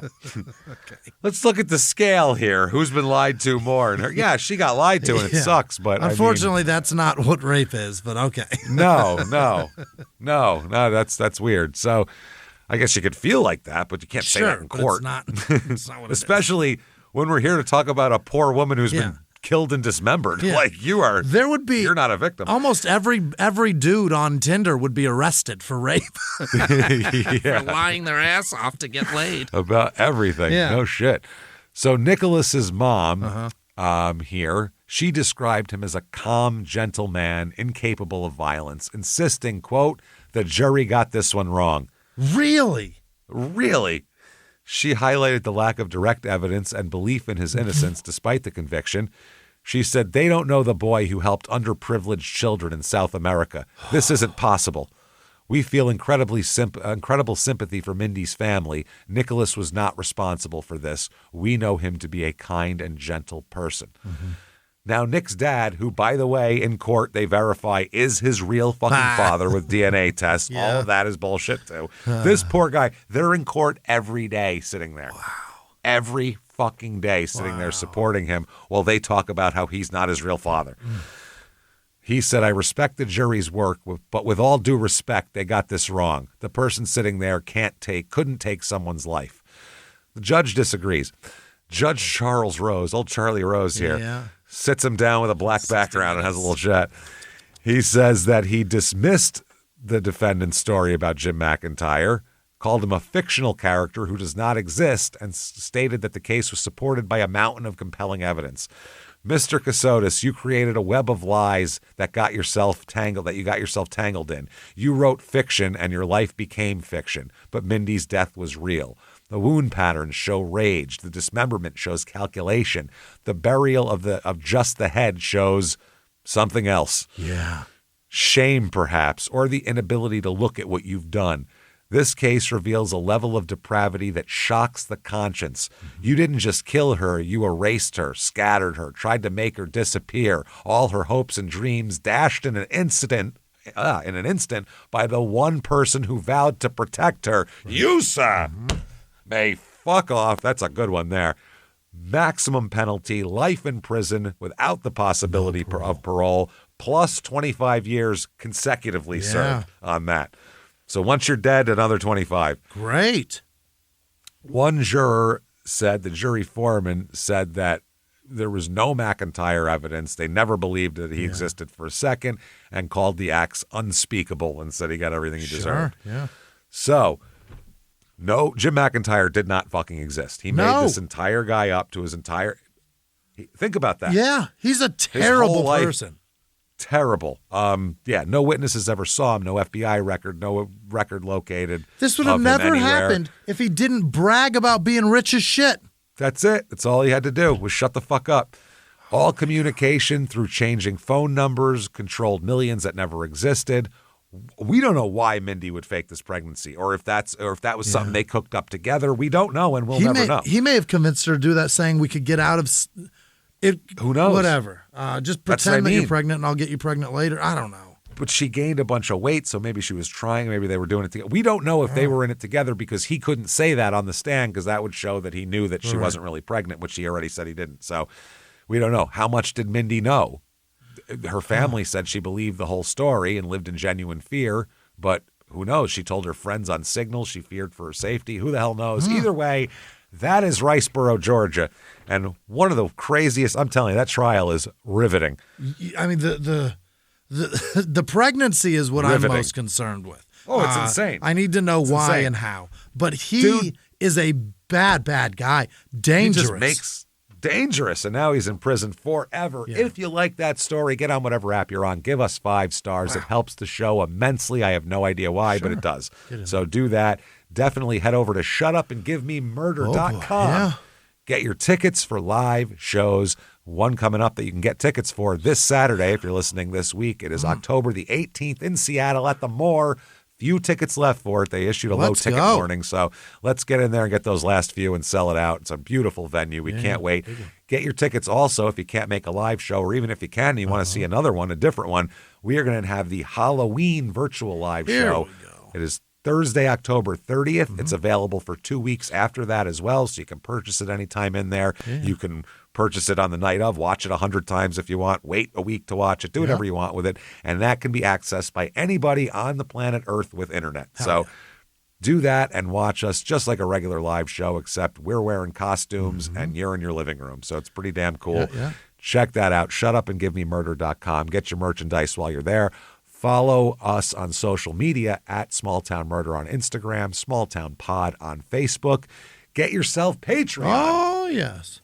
Patreon.com/crimeinsports is where you get all of the bonus material. Anybody $5 a month or above, you're going to get everything we put out, hundreds of back episodes immediately upon subscription that you've never heard, bonus stuff, new ones every other week, one Crime in Sports, one Small Town Murder, and you get them all. This week, we'll be doing an internet salad for Small Town Murder, where we'll talk about everything going on in the world except politics. It's going to be a lot of fun.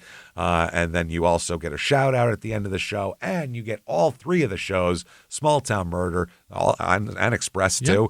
Also Crime and Sports and Your Stupid Opinions, all ad free on your Patreon as well. And you get a shout out. Jimmy, I need that right now. Hit me with the names of the people who would never, ever, ever pretend their wives were pregnant and make up FBI agents. Jimmy, hit me with them right now. This week's executive producer, Jamie Kadrovich, Gary Howard in Hutchinson, Kansas, I think. Tara Thurlby Muscovich, Johnny Nami. Thank you all so much. You're fantastic people. You are the shit. Thank you. Other producers this week: Peyton Meadows, Abigail Gathard, Stephanie Addis, Ryan Bender. Happy Hour checking in Conroe, Texas. I think he's home right now. Janice Hill, Michelle Mishka, Arioli, Wolfenden, Dana McEnroe, Caitlin with no last name, Marley with no last name, Jen McMurphy, Matt McDonald, spelled like Norm, Elizabeth Eden, Megan O'Brien, Evan Pasco, Coyote Bongwater. I don't know what that means. That's gross. I don't either, but okay. Smuggling it. Patrick with no last name, Todd Barton, Chelsea Later, Golden Girl, Jordan with no last name, Eden Cyrus, Lily Massey, hello Lily, Nicholas Vargas, Janice with no last name, Lori Boren, Aislinn with no last name, Jennifer Hart, Brittany Quiggle, Steve Curtin, Annie Olson, Christiana with no last name, Jennifer Johnson, D.A., the letters DNA, Colleen Watson, Brenna Casanova, Michael Carpenter, Aaron Tanner, Darlene Rolfe, Haley, Landfear, Amanda Nishi, Jeff Seahorn, Danny Foster, Candace Galkin, Linda Fowler, Philip Hartman, probably not. More than likely not. I would assume not. 100%. We know it's not. Unless it's Junior. Jalen Heckle, Natalie Deschner, Eric with no last name, Leslie Ann McCaskill, Paige Leby, Tyler Dennis, Kathy with no last name, Whitney with the letter spelled like a knee. I don't think that's right. Oh, I think I don't think that's real, but it's No. that's how they spelled it. It's Trey like a highlights puzzle. with no last name. Yeah. Michael Witt. Yeah. Witt. Point to the head. Me. Yeah. Michael Lawson. Unicorn Princess. Jessica Cavalier. Diana with no last name. Maddie Hamilton. Ari with no last name. Lindsay Blixt. Shannon Jimenez. Jamie or Jaime. Kate. Crystal Rivas, Delaney Gardner, Virginia Higdon Bacon, Rebecca Mulford, The Sick Nasty, 54. I don't know what that is. Is that a move? I don't know. Yeah, I think that's the 50. Kids are doing. If there's a deck of 52 cards, that's the 54th move. It's real deep cut. Yes. You got to use both jokers for that one. It's wild. Anna Lewis, Steffi C, Brianna Pinkston, Katie Solomon, Destiny Sassman, One True Legend, Shane Dahl, Caden. Is that Caitlin? I may have missed a letter there. There's no way that's Caden. Kateyn? That's not Caden. Oh, I've never seen it like that. Graham. It's probably Caitlin Graham. There's no way it's Caden. All right. Tammy. Thank you, Caden. Kinnison. Yeah, it's a different spelling than Sam, though. Julie Ann Wood, Ed Janaski, Lindsay Pruden, Sean Fried or Freed, Healy Kropf, Jesse Adams, Shannon Wiggins, Samantha G, Nicole Rosenau, Alicia Anderlee, Sierra Arose, Jarrell, Ian Barrier, Kiefer Pace, Mama Cat, Agnieszki, Agnieszka Lynn. You lie, yeah. Not going to do it. John Rita, Deanna, Dina, Shay, Jason Peters, Crystal M, nope, N, the letter N, Madison with no last name, Tiffany Harrison, Tina Rubinacci, Sarah Klinger, Carson Hoffart. The word fart is in your name, Yeah, Carson. that's great. That is fucked up. Terrific. Jesse Parrott, Peruse. That never got brought up in school, I'm sure. I'm sure you were never made fun of for that. Never. A hoe fart. That's what they called you. Hose fart. Eric Gerard, Sadie Jones, Peruse, Pyruse, with no last name. Sadie Jones, Dara Thornhill, Susie with no last name, Vergie, Leon, Michael McStott, Jeff Page, Michelle with no last name, Promise with no last name, Landon Huffman, Kate Matthews, Brandon Horton, Raven Landau Ayala, Tim Ellis, Sean Dwyer, Dagwood with no last name, Shannon Prenger, Taylor Dawson, John Chalk, Crazy for Murder, that's fun, Beverly Smith, Josh Gendron, Lozio with no last name, Tyrell Peterson, Laura, nope, that's Tara Johnson, Julie Brown, Susie, like downtown, Susie Espinoza, Kristen Lane, Jesse Senzaba, Daniel Sigmund, Mike with no last name, Sarah Roberts, Haley Hale, it's probably Haley O'Neill, Lynn Gherking, Ashley Oldham, gross. Kayla Angela Age, Martin Olszewski, Ellen Elin with no last name, Keith with no last name, Haley Fuel, Heidi Gempler, Elena Werschnig, Tanya Averill, The Steel Artisan, Amanda Hitt, Schuyler Winnan, Jolene Jackson, Rachel with no last name, perhaps Rachel, Josh Hayes, Casey Thayer, Amy Schaff, Kicken Kiken. I don't want to go too far with that. Ed Riceman, Meg Patel, Christy Sanford, Jen Faria, Michelle Rama. These are fucked up this week. Ramaglinali this week.